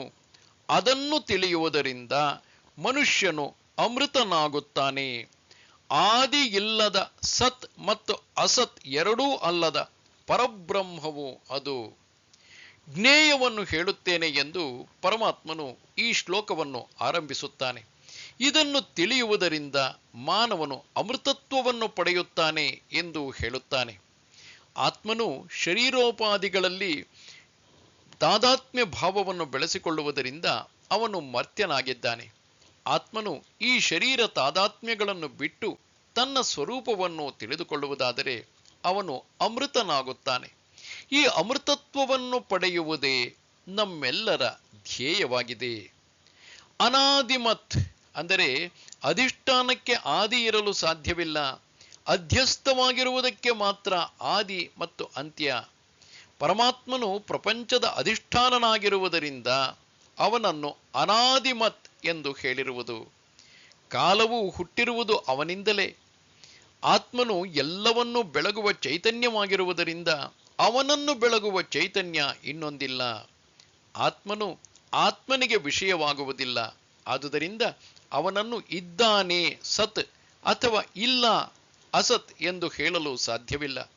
ಇಲ್ಲ ಎಂದು ಹೇಳಲು ಸಾಧ್ಯವಿಲ್ಲ, ಏಕೆಂದರೆ ಇಲ್ಲ ಎಂದು ಹೇಳಬೇಕಾದರೂ ಇರುವ ವಸ್ತು ನಾಮರೂಪವನ್ನು ಉಪಯೋಗಿಸಿಕೊಂಡೇ ಹೇಳಬೇಕಾಗುತ್ತದೆ.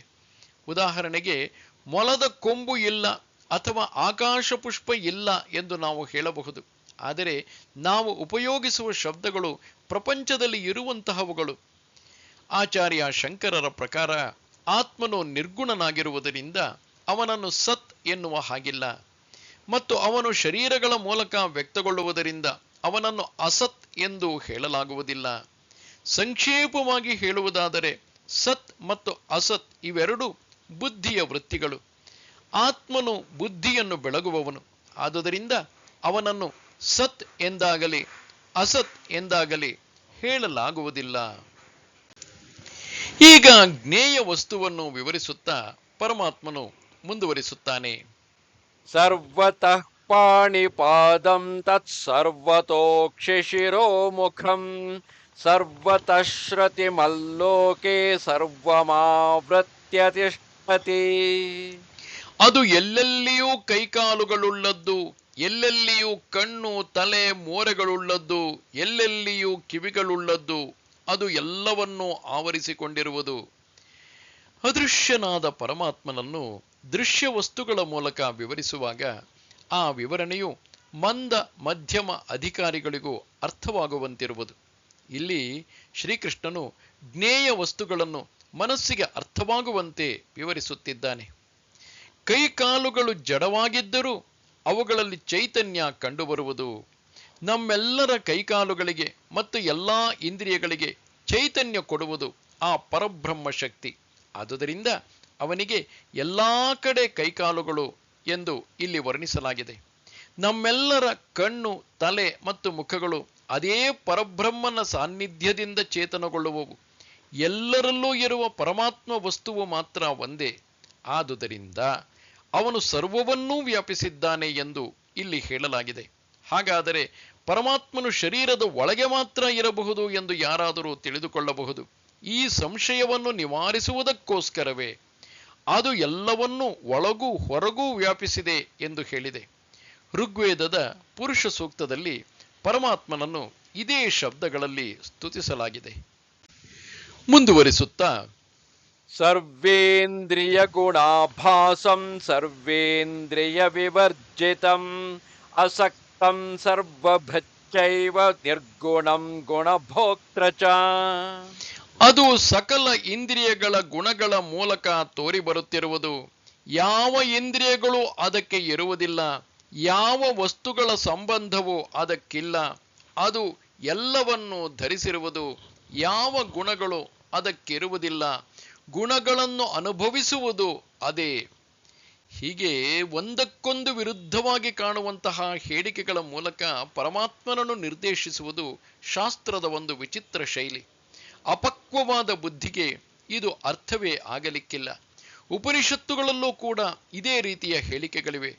ಎಲ್ಲ ಇಂದ್ರಿಯಗಳ ಮೂಲಕ ವ್ಯಕ್ತಗೊಳ್ಳುವವನು ಅವನೇ, ಆದರೆ ಅವನಿಗೆ ಇಂದ್ರಿಯಗಳಿಲ್ಲ. ನಮ್ಮ ಇಂದ್ರಿಯಗಳ ಮೂಲಕ ಅವನು ವ್ಯಕ್ತಗೊಳ್ಳುವುದರಿಂದ ಅವನಿಗೆ ಇಂದ್ರಿಯಗಳು ಇರುವಂತೆ ಭಾಸವಾಗುತ್ತದೆ. ಆದರೆ ವಿವೇಚಿಸಿ ನೋಡುವುದಾದರೆ ಇಂದ್ರಿಯಗಳು ವಿಕಾರಗೊಳ್ಳುತ್ತಿರುತ್ತವೆ.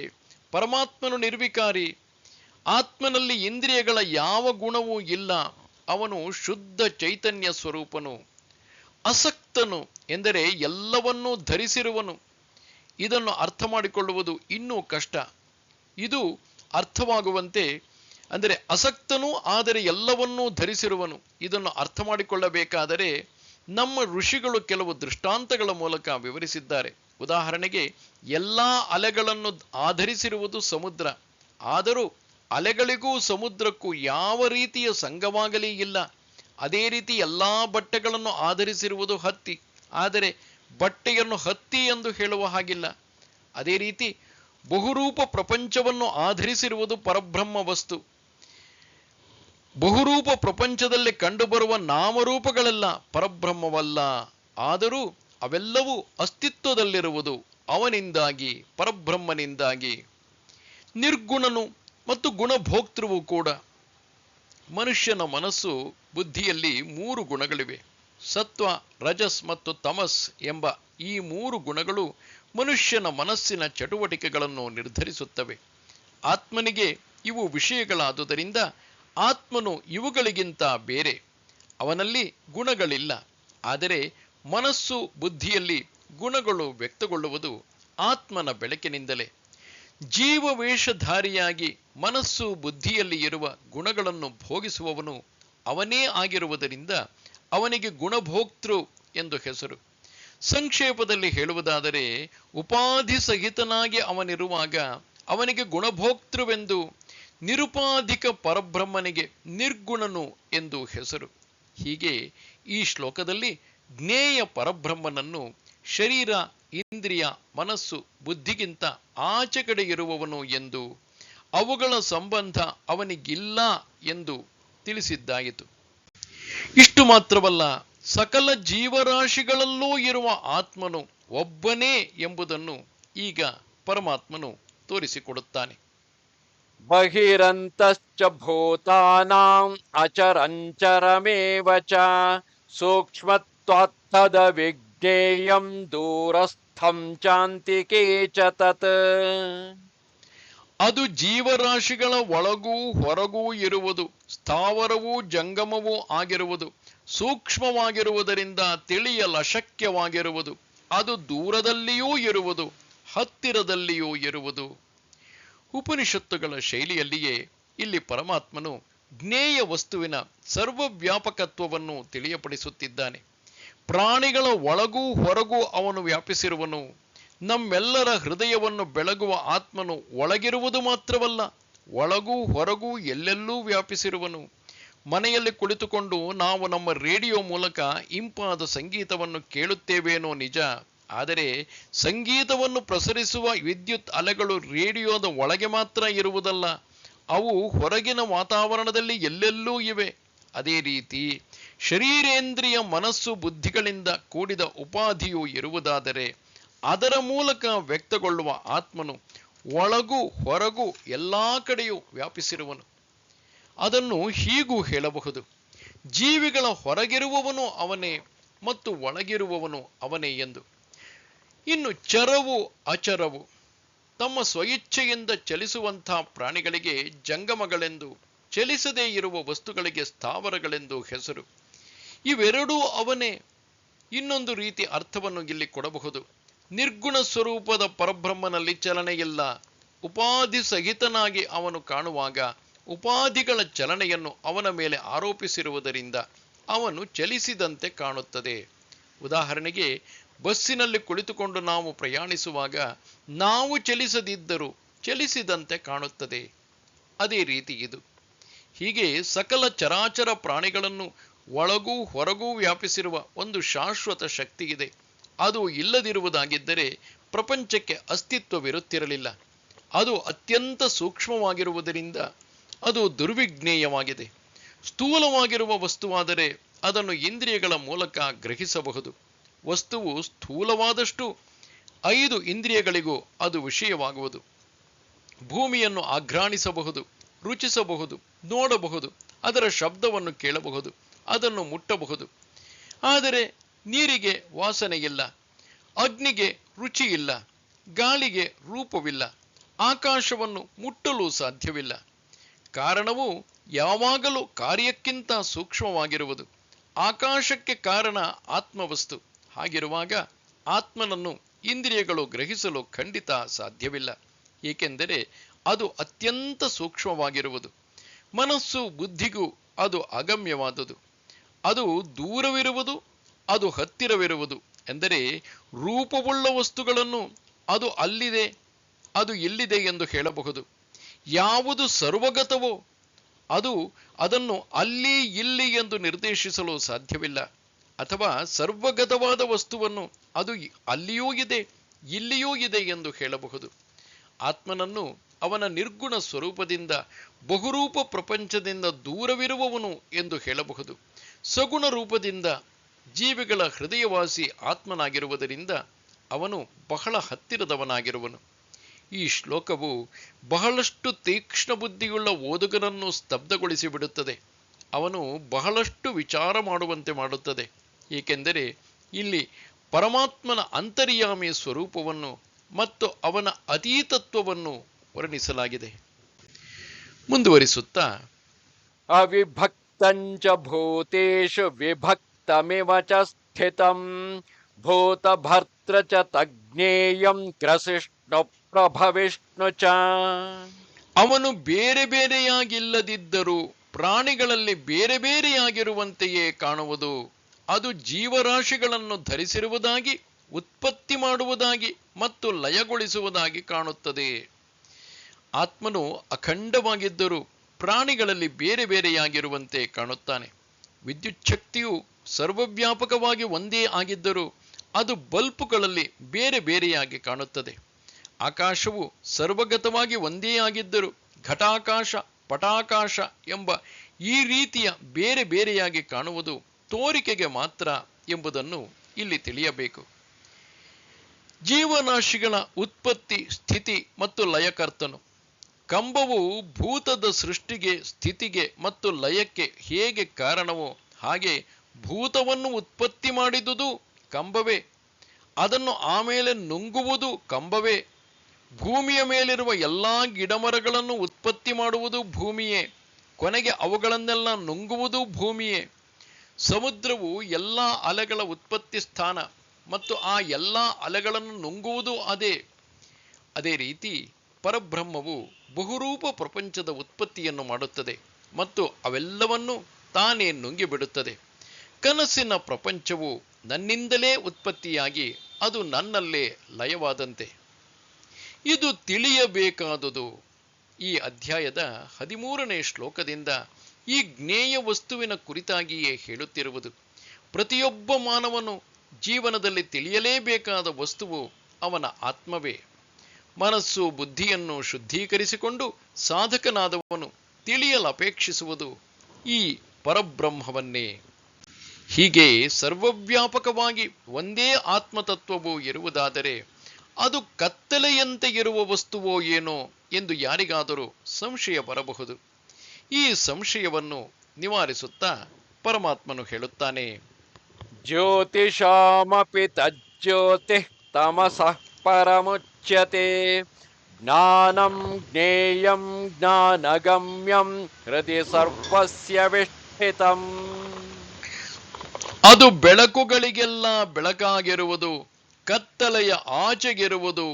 ಜ್ಞಾನವು ಜ್ಞೇಯವೂ ಜ್ಞಾನದ ಫಲವೂ ಆಗಿ ಎಲ್ಲರ ಹೃದಯದಲ್ಲಿ ಇರುವುದು. ಜ್ಯೋತಿಗಳಿಗೆಲ್ಲ ಜ್ಯೋತಿ ಅದು. ಬುದ್ಧಿಯನ್ನು ಬೆಳಗುವ ಬ್ರಹ್ಮನು ಬುದ್ಧಿಯ ಮೂಲಕ ನಾವು ಪಡೆಯುವ ಎಲ್ಲಾ ಜ್ಞಾನಗಳಿಗೆ ಕಾರಣ. ಬುದ್ಧಿಯು ಎಲ್ಲಾ ವೃತ್ತಿಗಳನ್ನು ಅವನು ಬೆಳಗುವುದರಿಂದ, ಬುದ್ಧಿಯ ಎಲ್ಲಾ ವೃತ್ತಿಗಳನ್ನು ಅವನು ಬೆಳಗುವುದರಿಂದ ನಮಗೆ ಎಲ್ಲಾ ತರದ ಲೌಕಿಕ ಜ್ಞಾನಗಳು ಆಗಲು ಸಾಧ್ಯವಾಗುವುದು. ಈ ದೃಷ್ಟಿಯಿಂದ ಬ್ರಹ್ಮವನ್ನು ಅದೊಂದು ಜ್ಯೋತಿ ಎಂದು ಹೇಳುವುದುಂಟು. ಯಾವುದೇ ಒಂದು ವಸ್ತುವನ್ನು ನೋಡಬೇಕಾದರೆ ಕೇವಲ ಕಣ್ಣುಗಳಿದ್ದರೆ ಮಾತ್ರ ಸಾಲದು. ವಸ್ತುವಿನ ಮೇಲೆ ಯಾವುದೇ ಬೆಳಕು ಬಿದ್ದು ಆ ಬೆಳಕು ನನ್ನ ಕಣ್ಣಿನ ಮೇಲೆ ಬೀಳಬೇಕು ಅಂದಾಗ ಆಗ ಮಾತ್ರ ಯಾವುದೇ ಒಂದು ವಸ್ತುವನ್ನು ನೋಡಲು ಸಾಧ್ಯವಾಗುವುದು. ಇದೇ ರೀತಿ ನಮ್ಮ ಬುದ್ಧಿಯ ವೃತ್ತಿಗಳನ್ನು ನಾವು ತಿಳಿಯಬೇಕಾದರೆ ಅವನ್ನು ಬೆಳಗುವ ಇನ್ನು ಯಾವುದೋ ಒಂದು ಬೆಳಕು ಬೇಕು. ಬುದ್ಧಿಯನ್ನು ಬೆಳಗುವ ಜ್ಯೋತಿ ಸ್ವರೂಪವೇ ಪರಬ್ರಹ್ಮ.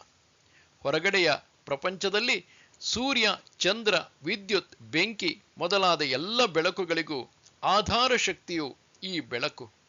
ಸೂರ್ಯ ಚಂದ್ರರಿಗೆಲ್ಲ ಅಸ್ತಿತ್ವವಿರುವುದು ಈ ಆತ್ಮನ ಬೆಳಕಿನಲ್ಲೇ. ಆತ್ಮನು ಸ್ವಯಂ ಜ್ಯೋತಿ. ಅವನು ಬೆಳಗುವುದಕ್ಕಾಗಿ ಯಾರನ್ನೂ ಅವಲಂಬಿಸಿಕೊಂಡಿಲ್ಲ.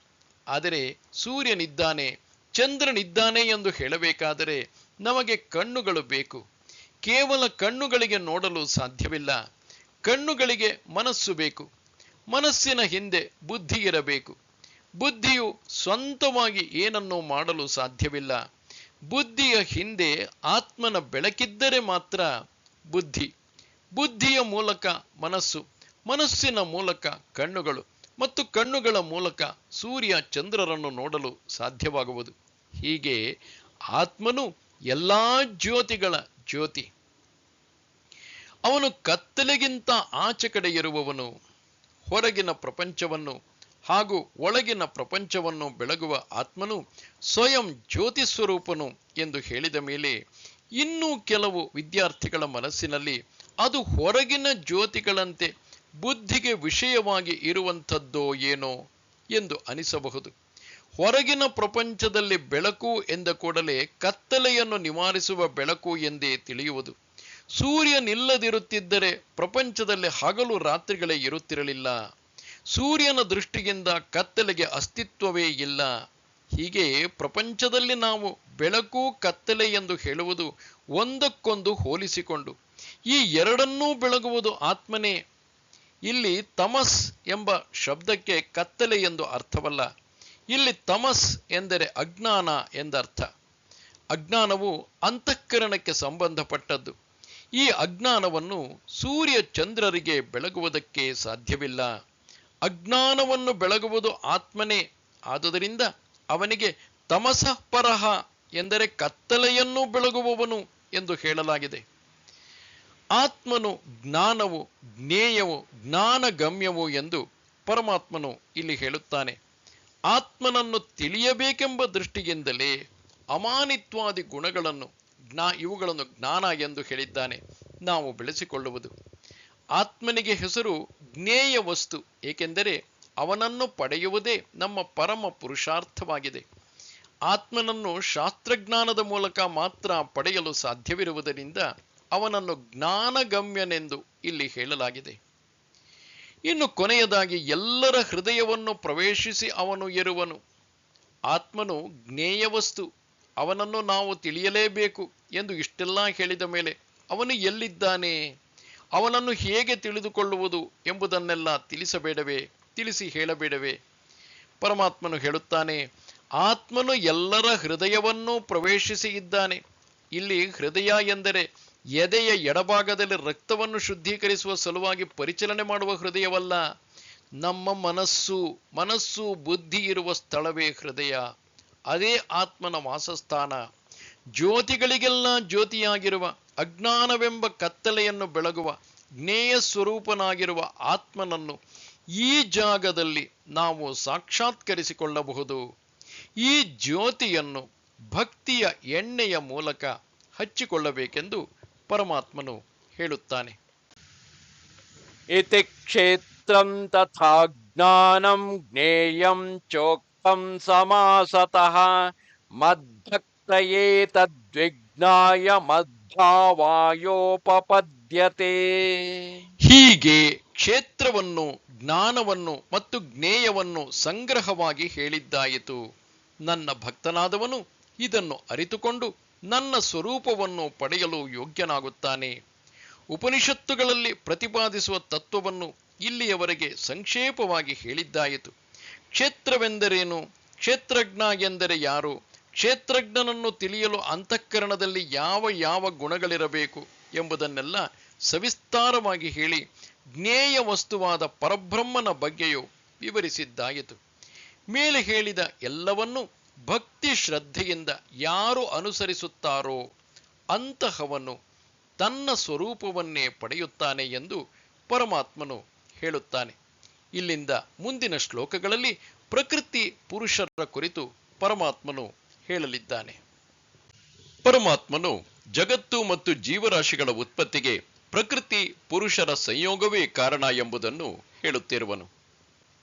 ಪ್ರಕೃತಿಂ ಪುರುಷಂಚೈವ ವಿದ್ಯನಾದಿ ಉಭಾವಪಿ ವಿಕಾರಾಂಶ್ಚ ಗುಣಾಂಶ್ಚೈವ ವಿದ್ಧಿ ಪ್ರಕೃತಿ ಸಂಭವಾನ್. ಪ್ರಕೃತಿ ಪುರುಷ ಈ ಎರಡು ಅನಾದಿ ಎಂದು ತಿಳಿ, ಬುದ್ಧ್ಯಾದಿ ವಿಕಾರಗಳು ಗುಣಗಳು ಪ್ರಕೃತಿಯಿಂದ ಉಂಟಾದವುಗಳೆಂದು ತಿಳಿ. 7ನೆಯ ಅಧ್ಯಾಯದಲ್ಲಿ ಪರಮಾತ್ಮನು ತನ್ನ ಪರ ಮತ್ತು ಅಪರ ಪ್ರಕೃತಿಯ ಬಗ್ಗೆ ಹೇಳಿದ್ದುಂಟು.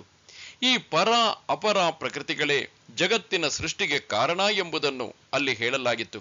ಅದೇ ಹೇಳಿಕೆಯನ್ನು ಇಲ್ಲಿ ಇನ್ನೊಂದು ರೀತಿಯಲ್ಲಿ ಹೇಳಲಾಗಿದೆ.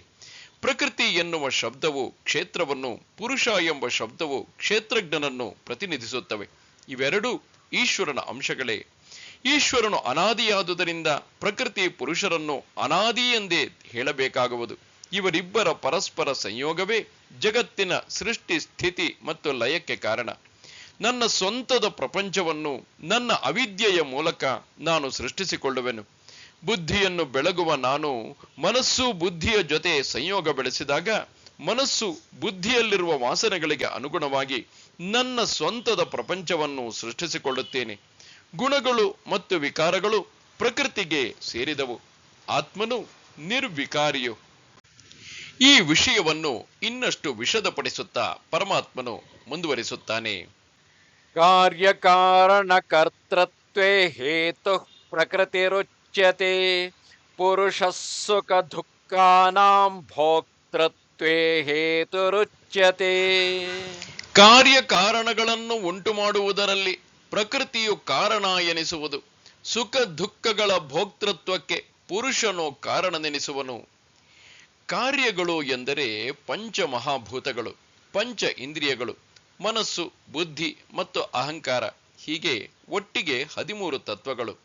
ಪಂಚಮಹಾಭೂತಗಳೇ ಈ ಶರೀರದಲ್ಲಿ ಪಂಚ ಇಂದ್ರಿಯಗಳಾಗಿರುವುದು. ಇಂದ್ರಿಯಗಳು ಕೆಲಸ ಮಾಡಬೇಕಾದರೆ ಮನಸ್ಸು ಅತ್ಯಗತ್ಯ. ಮನಸ್ಸನ್ನು ನಿಯಂತ್ರಿಸುವ ಶಕ್ತಿ ಬುದ್ಧಿ. ಈ ಶರೀರ, ಇಂದ್ರಿಯ, ಮನಸ್ಸು, ಬುದ್ಧಿಗಳಲ್ಲಿ ನಾನು ಎನ್ನುವ ಭಾವನೆ ಸ್ವಾಭಾವಿಕವಾಗಿ ಬರುತ್ತದೆ. ಇದನ್ನೇ ಅಹಂಕಾರ ಎಂದು ಹೇಳುವುದು. ಈ 13 ತತ್ವಗಳನ್ನು ಇಲ್ಲಿ ಕಾರ್ಯ ಎಂದು ಹೇಳಿದೆ. ಈ ಎಲ್ಲವುಗಳನ್ನು ಪ್ರಕೃತಿ ಎಂದು ಒಂದೇ ಶಬ್ದದಲ್ಲಿ ಹೇಳಬಹುದು. ಹೀಗೆ ಕಾರ್ಯಕಾರಣ ಸಂಘಾತವು ಪ್ರಕೃತಿಯಿಂದ ಆದದು. ಸುಖ ದುಃಖಗಳನ್ನು ಭೋಗಿಸುವುದಕ್ಕೆ ಪುರುಷನು ಕಾರಣನು. ಪುರುಷನು ಉಪಾಧಿಗಳಲ್ಲಿ ತಾದಾತ್ಮ್ಯವನ್ನು ಬೆಳೆಸಿಕೊಂಡು ಪ್ರಕೃತಿಯ ವಿಕಾರಗಳಾದ ಸುಖ ದುಃಖಗಳನ್ನು ತನ್ನದು ಎಂದು ತಿಳಿದುಕೊಳ್ಳುತ್ತಾನೆ. ಸುಖ ದುಃಖಗಳು ಮನಸ್ಸಿನ ಪ್ರತಿಕ್ರಿಯೆಗಳು. ನಮಗೆ ಬಯಸಿದ್ದು ಸಿಕ್ಕಿದಾಗ ಮನಸ್ಸು ಹರ್ಷಗೊಳ್ಳುತ್ತದೆ. ನಾವು ಬಯಸಿದ್ದಕ್ಕೆ ವಿರುದ್ಧವಾಗಿ ಏನಾದರೂ ಆದರೆ ಆಗ ಉಂಟಾಗುವ ಪ್ರತಿಕ್ರಿಯೆಯನ್ನು ದುಃಖ ಎಂದು ಹೇಳುವುದು.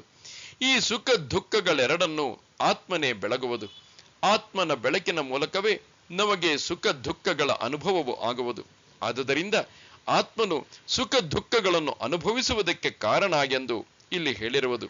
ಈ ಆತ್ಮನನ್ನೇ ಇಲ್ಲಿ ಪುರುಷ ಎಂಬ ಶಬ್ದದಿಂದ ಕರೆದಿರುವುದು. ಇವನಿಗೇನೆ ಸಂಸಾರವಿರುವುದು.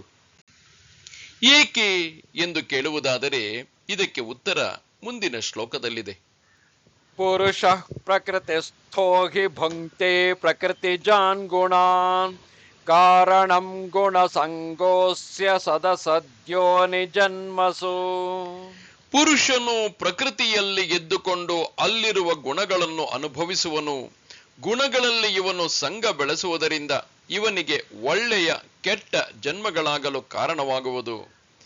ಪ್ರಕೃತಿಸ್ಥನಾದ ಪುರುಷನು ಪ್ರಕೃತಿ ಸಂಭವವಾದ ಗುಣಗಳನ್ನು ಭುಂಜಿಸುತ್ತಾನೆ. ಪುರುಷನಿಗೆ ತನ್ನ ನಿಜ ಸ್ವರೂಪದಲ್ಲಿ ಸಂಸಾರವೇ ಇಲ್ಲ. ಅವನು ನಿತ್ಯ ಮುಕ್ತನು. ಆದರೆ ಪ್ರಕೃತಿ ಸಂಭವಗಳಾದ ಶರೀರ, ಮನಸ್ಸು, ಬುದ್ಧಿಗಳಲ್ಲಿ ಅವನು ತಾದಾತ್ಮ್ಯ ಭಾವವನ್ನು ಬೆಳೆಸಿಕೊಳ್ಳುವುದರಿಂದ ಸಂಸಾರಿ ಆಗುತ್ತಾನೆ. ಹೀಗೆ ಅವನು ಪ್ರಕೃತಿಯ ಜೊತೆಗೆ ಬೆಳೆಸಿಕೊಂಡ ಅನೈತಿಕ ಸಂಬಂಧವೇ ಅವನ ಮುಂದಿನ ಜನ್ಮಕ್ಕೆ ಕಾರಣವಾಗುವುದು. ಮನಸ್ಸು ಏನನ್ನು ಚಿಂತಿಸುತ್ತಿರುತ್ತದೋ ಅದಕ್ಕೆ ಸರಿಯಾಗಿಯೇ ಅದು ಯೋನಿಯನ್ನು ಪಡೆಯುವುದರಿಂದ ಪುರುಷನು ಮನಸ್ಸಿನ ಗುಣಗಳಿಗೆ ಸರಿಯಾಗಿ ಒಳ್ಳೆಯ ಅಥವಾ ಕೆಟ್ಟ ಯೋನಿಗಳನ್ನು ಪಡೆಯುತ್ತಾನೆ. ಹೀಗಾಗಿ ಇವನ ಸಂಸಾರವು ಬೆಳೆಯುತ್ತಾ ಹೋಗುತ್ತದೆ. ಈ ಪುರುಷನು ತನ್ನ ನೈಜ ಸ್ವರೂಪದಲ್ಲಿ ಸಂಸಾರಿಯೇ ಅಲ್ಲ. ಹಾಗಾದರೆ ಇವನ ನಿಜ ಸ್ವರೂಪವೇನು ಎಂದರೆ, ಉಪದೃಷ್ಟಾನುಮಂತ ಚ ಭರ್ತಾ ಭೋಕ್ತಾ ಮಹೇಶ್ವರಃ ಪರಮಾತ್ಮೇತಿ ಚಾಪ್ಯುಕ್ತ ದೇಹೇಸ್ಮಿನ್ ಪುರುಷಃ ಪರಃ. ಈ ದೇಹದಲ್ಲಿರುವ ಪುರುಷನು ಉಪದೃಷ್ಟ, ಒಪ್ಪಿಗೆಯನ್ನು ಕೊಡುವವನು, ಪೋಷಿಸುವವನು, ಭೋಗಿಸುವಾತನು, ಮಹೇಶ್ವರನು ಮತ್ತು ಪರಮಾತ್ಮನು ಎಂದು ಶಾಸ್ತ್ರದಲ್ಲಿ ಹೇಳಿರುತ್ತದೆ. ಪುರುಷನು ತನ್ನ ಸ್ವರೂಪದಲ್ಲಿ ಪರಬ್ರಹ್ಮನೇ. ಪ್ರಕೃತಿಯ ಸಂಬಂಧದಲ್ಲಿ ಇರುವುದರಿಂದ ಮಾತ್ರ ಅವನಿಗೆ ಸಂಸಾರಿತ್ವವು ಆರೋಪಿತವಾಗುವುದು. ಸೂರ್ಯನು ಒಂದು ಬಕೆಟಿನ ನೀರಿನಲ್ಲಿ ಪ್ರತಿಬಿಂಬಿಸುವುದಾದರೆ ಆ ನೀರಿನ ಮೇಲ್ಮೆಯಲ್ಲಿ ಅಲೆಗಳಿದ್ದಾಗ ಸೂರ್ಯನ ಬಿಂಬವು ಛಿದ್ರ ಛಿದ್ರವಾದಂತೆ ಕಾಣುತ್ತದೆ. ಆದರೆ ಸೂರ್ಯನಿಗೆ ಅದರಿಂದ ಯಾವ ಹಾನಿಯೂ ಇಲ್ಲ. ಅದೇ ರೀತಿ ಇಲ್ಲಿ ಪುರುಷನು ಕೂಡ ಪ್ರಕೃತಿಯ ಜೊತೆಗೆ ಅವನು ಸಂಯೋಗ ಬೆಳೆಸಿಕೊಂಡಾಗ ಅವನು ಸಂಸಾರಿ ಪುರುಷನಾಗುವನು. ತನ್ನ ನಿಜ ಸ್ವರೂಪದಲ್ಲಿ ಖಂಡಿತವಾಗಿಯೂ ಅವನು ಶುದ್ಧ ಚೈತನ್ಯ ಸ್ವರೂಪದಲ್ಲೇ ಇರುತ್ತಾನೆ. ಇಲ್ಲಿ ಪರಮಾತ್ಮನು ಪುರುಷನನ್ನು ಶುದ್ಧ ಚೈತನ್ಯ ಸ್ವರೂಪದಿಂದ ಅಳೆಯುತ್ತಾನೆ. ಅವನನ್ನು ಉಪದೃಷ್ಟ ಎಂದು ಹೇಳಲಾಗಿದೆ. ಅಂದರೆ ನಮ್ಮ ಮನಸ್ಸು ಬುದ್ಧಿಯ ಹತ್ತಿರ ಇದ್ದು ಅದು ಏನೆಲ್ಲ ಮಾಡುತ್ತಿರುವುದೋ ಅದೆಲ್ಲವನ್ನೂ ನೋಡುತ್ತಿರುವವನು. ಮನಸ್ಸು ಬುದ್ಧಿಯು ಏನು ಮಾಡಬೇಕೆಂದು ನಿಶ್ಚಯಿಸಿದರೂ ಅದಕ್ಕೆ ಅನುಮತಿಯನ್ನು ಕೊಡುವುದರಿಂದ ಅವನಿಗೆ ಹನುಮಂತ ಎಂದು ಹೆಸರು. ದೇಹೇಂದ್ರಿಯ ಮನೋಬುದ್ಧಿಗಳನ್ನು ಅವನೇ ಧರಿಸಿರುವುದರಿಂದ ಅವನನ್ನು ಭರ್ತ ಎಂದು ಕರೆಯುತ್ತಾರೆ. ಮನಸ್ಸು ಬುದ್ಧಿಗಳ ಮೂಲಕ ನಾವು ಗಳಿಸುವ ಭೋಗವು ಅವನಿಗೇ ಹೋಗಿ ಸೇರುವುದರಿಂದ ಅವನನ್ನು ಭೋಕ್ತ ಎಂದು ಕರೆಯಲಾಗಿದೆ. ಸರ್ವವ್ಯಾಪಕವಾಗಿ ಎಲ್ಲರ ಹೃದಯವನ್ನು ಹೊಕ್ಕು ಅವನಿರುವುದರಿಂದ ಅವನಿಗೆ ಮಹೇಶ್ವರ ಎಂದು ಹೆಸರಿದೆ. ಹೀಗೆ ಪುರುಷನನ್ನು ಯಥಾವತ್ತಾಗಿ ತಿಳಿದುಕೊಂಡವನಿಗೆ ಏನು ಫಲ ದೊರಕುವುದು ಕೇಳಿ. ಯಯೇವಂ ವೇತ್ತಿ ಪುರುಷಂ ಪ್ರಕೃತಿಂಚ ಗುಣೈಃ ಸಹ ಸರ್ವಥಾ ವರ್ತಮಾನೋಪಿ ನ ಸ ಭೂಯೋಭಿಜಾಯತೆ. ಯಾವನು ಹೀಗೆ ಪುರುಷನನ್ನು ಪ್ರಕೃತಿಯ ಗುಣಗಳ ಸಹಿತ ತಿಳಿದುಕೊಳ್ಳುವನೋ ಅವನು ಹೀಗೇ ಇರಲಿ, ಅವನಿಗೆ ಮತ್ತೆ ಸಂಸಾರವಿಲ್ಲ. ಹಿಂದಿನ ಶ್ಲೋಕದಲ್ಲಿ ಪ್ರಕೃತಿ ಪುರುಷರ ಸಂಯೋಗವೇ ಸಂಸಾರಕ್ಕೆ ಕಾರಣ ಎಂದು ಹೇಳಿದ್ದಾಯಿತು. ಪುರುಷನು ತನ್ನ ಸ್ವಸ್ವರೂಪದಲ್ಲಿ ನಿತ್ಯ ಮುಕ್ತನಾದರೂ ಪ್ರಕೃತಿಯ ಜೊತೆ ಸಂಬಂಧ ಬೆಳೆಸುವುದರಿಂದ ಅವನಿಗೆ ಸಂಸಾರಿತ್ವವು ಪ್ರಾಪ್ತಿಯಾಯಿತು ಎಂಬುದನ್ನು ನಾವು ನೋಡಿದೆವು. ಈ ಸಂಸಾರವು ಮತ್ತೆ ಮತ್ತೆ ಬೆಳೆಯುತ್ತಾ ಪುರುಷನು ಮತ್ತೆ ಮತ್ತೆ ಹುಟ್ಟುವುದಕ್ಕೆ ಕಾರಣವಾಗುತ್ತದೆ ಎಂಬುದನ್ನು ನೋಡಿದ್ದಾಯಿತು. ಆದರೆ ಯಾವ ವ್ಯಕ್ತಿಯು ಪ್ರಕೃತಿ ಮತ್ತು ಪುರುಷರ ವಿವೇಕ ಜ್ಞಾನವನ್ನು ಗುರುಮುಖೇನ ತಿಳಿದುಕೊಳ್ಳುತ್ತಾನೋ ಮತ್ತು ಹಾಗೆ ತಿಳಿದುಕೊಂಡ ಜ್ಞಾನವನ್ನು ಅನುಭವದಲ್ಲಿ ನಿಲ್ಲಿಸಿಕೊಳ್ಳುತ್ತಾನೋ ಅಂಥವನು ಎಲ್ಲಿ ಬೇಕಾದರೂ ಇರಲಿ, ಹೇಗೆ ಬೇಕಾದರೂ ಇರಲಿ, ಅವನು ಮತ್ತೆ ಹುಟ್ಟುವುದಿಲ್ಲ ಎಂದು ಇಲ್ಲಿ ಹೇಳಲಾಗಿದೆ. ಹೀಗೆ ಸಮ್ಯಕ್ ಜ್ಞಾನವನ್ನು ಪಡೆದುಕೊಳ್ಳುವುದೆಂದರೆ ಕ್ಷೇತ್ರ ಎಂದರೆ ಯಾವುದು, ಕ್ಷೇತ್ರಜ್ಞನು ಯಾರು, ಜ್ಞೇಯ ವಸ್ತು ಯಾವುದು, ಅದನ್ನು ತಿಳಿಯುವುದು ಹೇಗೆ ಎಂಬ ಇವುಗಳನ್ನು ಸ್ಪಷ್ಟವಾಗಿ ತಿಳಿದುಕೊಂಡಂತೆ. ಅಜ್ಞಾನದಿಂದಾಗಿ ಪುರುಷನಿಗೆ ಸಂಸಾರಿತ್ವವು ಬಂದಿರುವುದರಿಂದ ಜ್ಞಾನವು ಅದನ್ನು ನಾಶಗೊಳಿಸಲೇಬೇಕು. ಆತ್ಮವೇತ್ತನು ಆತ್ಮನೇ ಆಗುತ್ತಾನೆ, ಬ್ರಹ್ಮವೇತ್ತನು ಬ್ರಹ್ಮನೇ ಆಗುತ್ತಾನೆ ಎಂದು ಉಪನಿಷತ್ತೇ ಹೇಳುತ್ತದೆ. ಅಂಥವನಿಗೆ ಪುನರ್ಜನ್ಮವಿಲ್ಲ. ಆತ್ಮಜ್ಞಾನವನ್ನು ಗಳಿಸುವಲ್ಲಿ ಎಷ್ಟು ವಿಧಗಳಿವೆ ಎಂಬುದನ್ನು ಮುಂದಿನ ಶ್ಲೋಕದಲ್ಲಿ ತಿಳಿಸಲಾಗಿದೆ. ಧ್ಯಾನೇನಾತ್ಮನಿ ಪಶ್ಯಂತಿ ಕೇಚಿದಾತ್ಮಾನಮಾತ್ಮನಾ ಅನ್ಯೇ ಸಾಂಖ್ಯೇನ ಯೋಗೇನ ಕರ್ಮಯೋಗೇನ ಚಾಪರೇ. ಕೆಲವರು ಧ್ಯಾನದಿಂದ ಆತ್ಮನನ್ನು ಬುದ್ಧಿಯಲ್ಲಿ ತಿಳಿದುಕೊಳ್ಳುವರು, ಇನ್ನು ಕೆಲವರು ಸಾಂಖ್ಯ ಯೋಗದಿಂದ ತಿಳಿದುಕೊಳ್ಳುವರು, ಇನ್ನೂ ಕೆಲವರು ಕರ್ಮಯೋಗದಿಂದ ತಿಳಿದುಕೊಳ್ಳುವರು. ಆತ್ಮನನ್ನು ತಿಳಿದುಕೊಳ್ಳುವುದು ಮಾನವ ಜೀವನದ ಮುಖ್ಯ ಧ್ಯೇಯವಾಗಿದೆ. ಆತ್ಮನನ್ನು ತಿಳಿದುಕೊಳ್ಳುವುದಕ್ಕೆ ಹಲವಾರು ಮಾರ್ಗಗಳಿವೆ. ಅವುಗಳನ್ನೇ ಇಲ್ಲಿ ಹೇಳಲಾಗಿದೆ. ಒಬ್ಬೊಬ್ಬರ ಮನಸ್ಸು ಒಂದೊಂದು ರೀತಿ ಇರುವುದು. ಪ್ರತಿಯೊಬ್ಬರೂ ಮೋಕ್ಷವನ್ನು ಗಳಿಸಬೇಕಾಗಿದೆ. ತೀಕ್ಷ್ಣ ಬುದ್ಧಿಯುಳ್ಳವರಿಗೆ ಹೇಳಿರುವ ಸಾಧನೆಯನ್ನು ಮಂದ ಬುದ್ಧಿಯವನು ಅನುಸರಿಸಲಾರ. ಮಂದ ಬುದ್ಧಿಯವನಿಗೆ ಅವನಿಗೆ ತಕ್ಕುದಾದ ಸಾಧನೆಯನ್ನು ಹೇಳಬೇಕು. ಸುಮ್ಮನೆ ಶಾಸ್ತ್ರವನ್ನು ಕೇಳಿ ತಿಳಿಯುವುದರಿಂದ ಮಾತ್ರ ಆತ್ಮನ ಸಾಕ್ಷಾತ್ಕಾರವಾಗುವುದಿಲ್ಲ, ಅದು ಅನುಭವದಲ್ಲಿ ಕೊನೆಗೊಳ್ಳಬೇಕು. ಆದುದರಿಂದಲೇ ಸಾಧನೆಯ ಮಾರ್ಗವು ಅಷ್ಟು ಕಷ್ಟವಾದುದು. ನಮ್ಮ ಋಷಿಗಳು ಆತ್ಮ ಸಾಮ್ರಾಜ್ಯಕ್ಕೆ ಅನೇಕ ಮಾರ್ಗಗಳನ್ನು ಕಂಡುಹಿಡಿದಿದ್ದಾರೆ. ಎಲ್ಲಾ ಮಾರ್ಗಗಳು ಒಂದೇ ಗುರಿಯನ್ನು ಹೋಗಿ ಸೇರುವವು. ಮಾರ್ಗಗಳಲ್ಲಿ ಉಚ್ಚ ನೀಚ ಎಂಬುದಿಲ್ಲ. ಪ್ರತಿಯೊಂದು ಮಾರ್ಗವು ಅದನ್ನು ಅನುಸರಿಸುವವನಿಗೆ ಅತ್ಯಂತ ಶ್ರೇಷ್ಠವಾದುದು. ಒಂದು ಔಷಧದ ಅಂಗಡಿಯಲ್ಲಿ ನಾನಾ ತರಹದ ಔಷಧಗಳು ಇರಬಹುದು. ಪ್ರತಿಯೊಂದೂ ಕೂಡ ಒಂದೊಂದು ರೋಗವನ್ನು ಗುಣಪಡಿಸುವ ಶಕ್ತಿಯನ್ನು ಪಡೆದಿರುತ್ತದೆ. ಔಷಧದಲ್ಲಿ ಉಚ್ಚ ನೀಚ ಎಂಬುದಿಲ್ಲ. ಮನಸ್ಸು ಬುದ್ಧಿಯು ಹೆಚ್ಚಿನ ಸ್ಥಿರತೆಯನ್ನು ಪಡೆದಿರುವಂತಹ ಸಾಧಕರು ಧ್ಯಾನ ಯೋಗವನ್ನು ಅವಲಂಬಿಸುವುದು ಸಹಜ. ಆಚಾರ್ಯ ಶಂಕರರ ಪ್ರಕಾರ ಇಲ್ಲಿ ಧ್ಯಾನವೆಂದರೆ ಇಂದ್ರಿಯಗಳನ್ನು ಅವುಗಳ ಅಲೆದಾಟದಿಂದ ನಿಲ್ಲಿಸಿಕೊಂಡು ಮನಸ್ಸು ಬುದ್ಧಿಯಲ್ಲಿ ಯಾವುದೇ ವೃತ್ತಿಯೂ ಇಲ್ಲದಂತೆ ಅದನ್ನು ಆತ್ಮನಲ್ಲಿ ನಿಲ್ಲಿಸಿಕೊಳ್ಳುವುದು. ಇದು ಸಾಮಾನ್ಯರಿಗೆ ಸಾಧ್ಯವಿಲ್ಲ. ಇಲ್ಲಿ ಆತ್ಮನನ್ನು ನೋಡಿಕೊಳ್ಳುವುದು ಎಂದರೆ ಅವನನ್ನು ವಿಷಯೀಕರಿಸುವುದಲ್ಲ, ಆತ್ಮನಲ್ಲಿ ದೃಢವಾಗಿ ನಿಲ್ಲುವುದೇ ಆತ್ಮನ ದರ್ಶನ ಎಂದು ಇಲ್ಲಿ ಹೇಳಿರುವುದು. ಬುದ್ಧಿಯು ಪೂರ್ಣ ಶುದ್ಧಿಗೊಂಡಾಗ ಅದು ನಿಶ್ಚಲವಾಗಿ ನಿಲ್ಲುವುದು. ಆಗ ಆತ್ಮನನ್ನು ನೋಡಿಕೊಳ್ಳಲು ಸಾಧ್ಯವಾಗುವುದು. ಧ್ಯಾನವು ಆತ್ಮನನ್ನು ಪ್ರಾಪ್ತಿ ಮಾಡಿಕೊಳ್ಳುವುದಿಲ್ಲ. ಅದು ಅಂತಃಕರಣವನ್ನು ಶುದ್ಧೀಕರಿಸಿಕೊಳ್ಳುವುದಕ್ಕೆ ಒಂದು ಸಾಧನವಷ್ಟೇ. ಇಲ್ಲಿ ಆತ್ಮನಲ್ಲಿ ಆತ್ಮನ ಮೂಲಕ ಆತ್ಮನನ್ನು ಕಂಡುಕೊಳ್ಳುತ್ತಾನೆ ಎಂದು ಹೇಳಲಾಗಿದೆ. ಆತ್ಮನಿ ಎಂದರೆ ಬುದ್ಧಿಯಲ್ಲಿ ಎಂದು, ಆತ್ಮನ ಎಂದರೆ ಮನಸ್ಸಿನ ಮೂಲಕ ಎಂದು, ಆತ್ಮಾನಂ ಎಂದರೆ ಆತ್ಮನನ್ನು ಎಂದು ತಿಳಿದುಕೊಳ್ಳಬೇಕು. ಸತ್ಯವಾಗಿ ಹೇಳಬೇಕೆಂದರೆ ಈ ಮೂರೂ ಕೂಡ ಆತ್ಮನೇ. ಸಮುದ್ರದಲ್ಲಿರುವ ದೊಡ್ಡ ತೆರೆಯು, ಸಣ್ಣ ಅಲೆಯು, ನೊರೆಗಳು ಸಮುದ್ರವೇ. ಅದೇ ರೀತಿ ಕನಸಿನ ಜಗತ್ತು, ಕನಸು ಕಾಣುವವನು ಹಾಗೂ ಕನಸಿನ ಶರೀರ ಎಲ್ಲವೂ ಎಚ್ಚರದವನದೇ.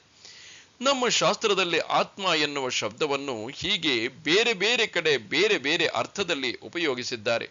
ಆತ್ಮನನ್ನು ತಿಳಿಯುವ ಇನ್ನೊಂದು ಮಾರ್ಗ ವಿಚಾರ ಮಾರ್ಗ. ಇದನ್ನು ಸಾಂಖ್ಯಯೋಗ ಎಂದು ಕರೆಯುತ್ತಾರೆ.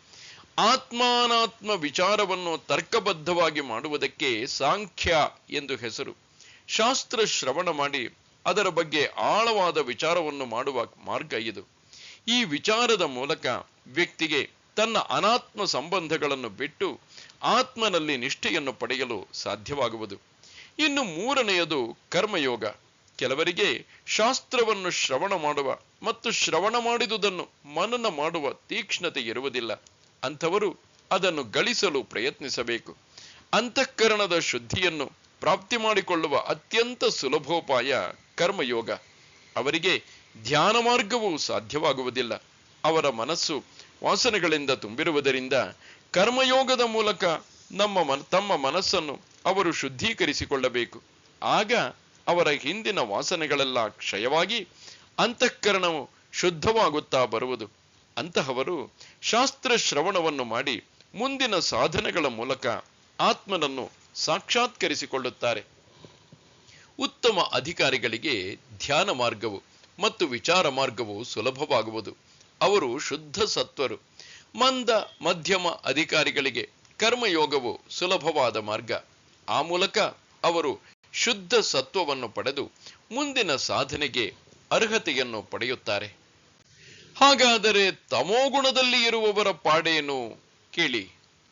ಅನ್ಯೇ ತ್ವೇವಮಜಾನಂತ ಶ್ರುತ್ವಾನ್ಯೇಭ್ಯ ಉಪಾಸತೆ ತೇಪಿ ಚಾತಿ ತರಂತ್ಯೇವ ಮೃತ್ಯುಂ ಶ್ರುತಿಪರಾಯಣಾಃ. ಇನ್ನು ಕೆಲವರು ಹೀಗೆ ತಿಳಿಯಲಾರದೆ ಮತ್ತೊಬ್ಬರಿಂದ ಅದನ್ನು ಕೇಳಿ ತಿಳಿದುಕೊಂಡು ಉಪಾಸನೆ ಮಾಡುವರು. ಮತ್ತೊಬ್ಬರು ಹೇಳಿದ್ದನ್ನೇ ಪ್ರಮಾಣವೆಂದು ಎಣಿಸುವ ಅವರು ಮೃತ್ಯು ಸಂಸಾರವನ್ನು ದಾಟುವರು.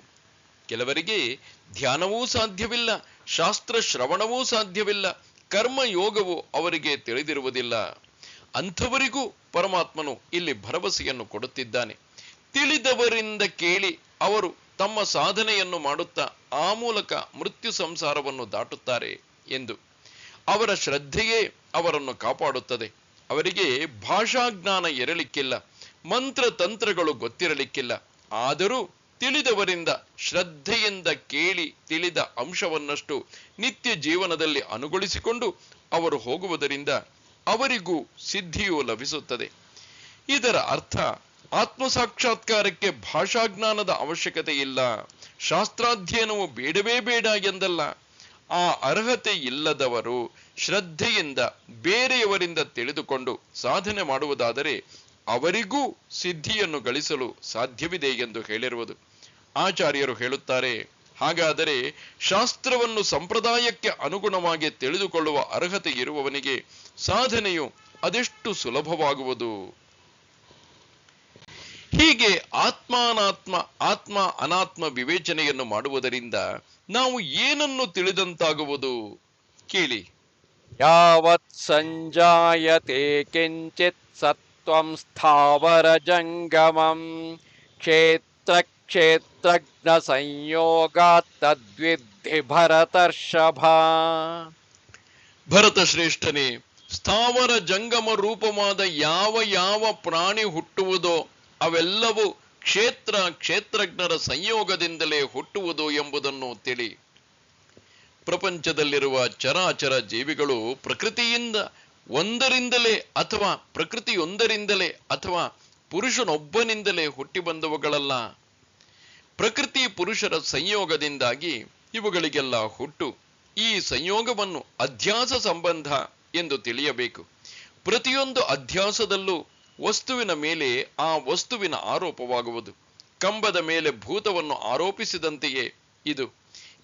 ಅಲ್ಲಿ ಭೂತವು ತನ್ನ ಭಯಾನಕ ರೂಪದಿಂದ ಕಾಣುವುದು ಮಾತ್ರವಲ್ಲ, ಕಂಬವೂ ಕೂಡ ತನ್ನ ಅಸ್ತಿತ್ವವನ್ನು ಕೊಡುತ್ತಿರುತ್ತದೆ.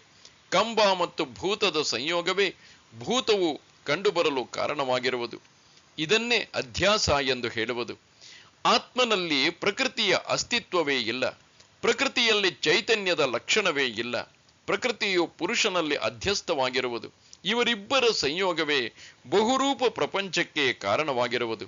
ವಿಚಾರ ಮಾಡುವವರಿಗೆ ಮಾತ್ರ ಇದನ್ನು ತಿಳಿಯಲು ಸಾಧ್ಯವಾಗುವುದು. ವೈಯಕ್ತಿಕ ಜೀವನದಲ್ಲಿ ಇದನ್ನು ಅರ್ಥ ಮಾಡಿಕೊಳ್ಳಲು ಪ್ರಯತ್ನಿಸೋಣ. ನನ್ನ ಆತ್ಮ ರೂಪವು ಶಾಂತಿ ಮತ್ತು ಆನಂದದಿಂದ ಕೂಡಿದುದಾಗಿದೆ.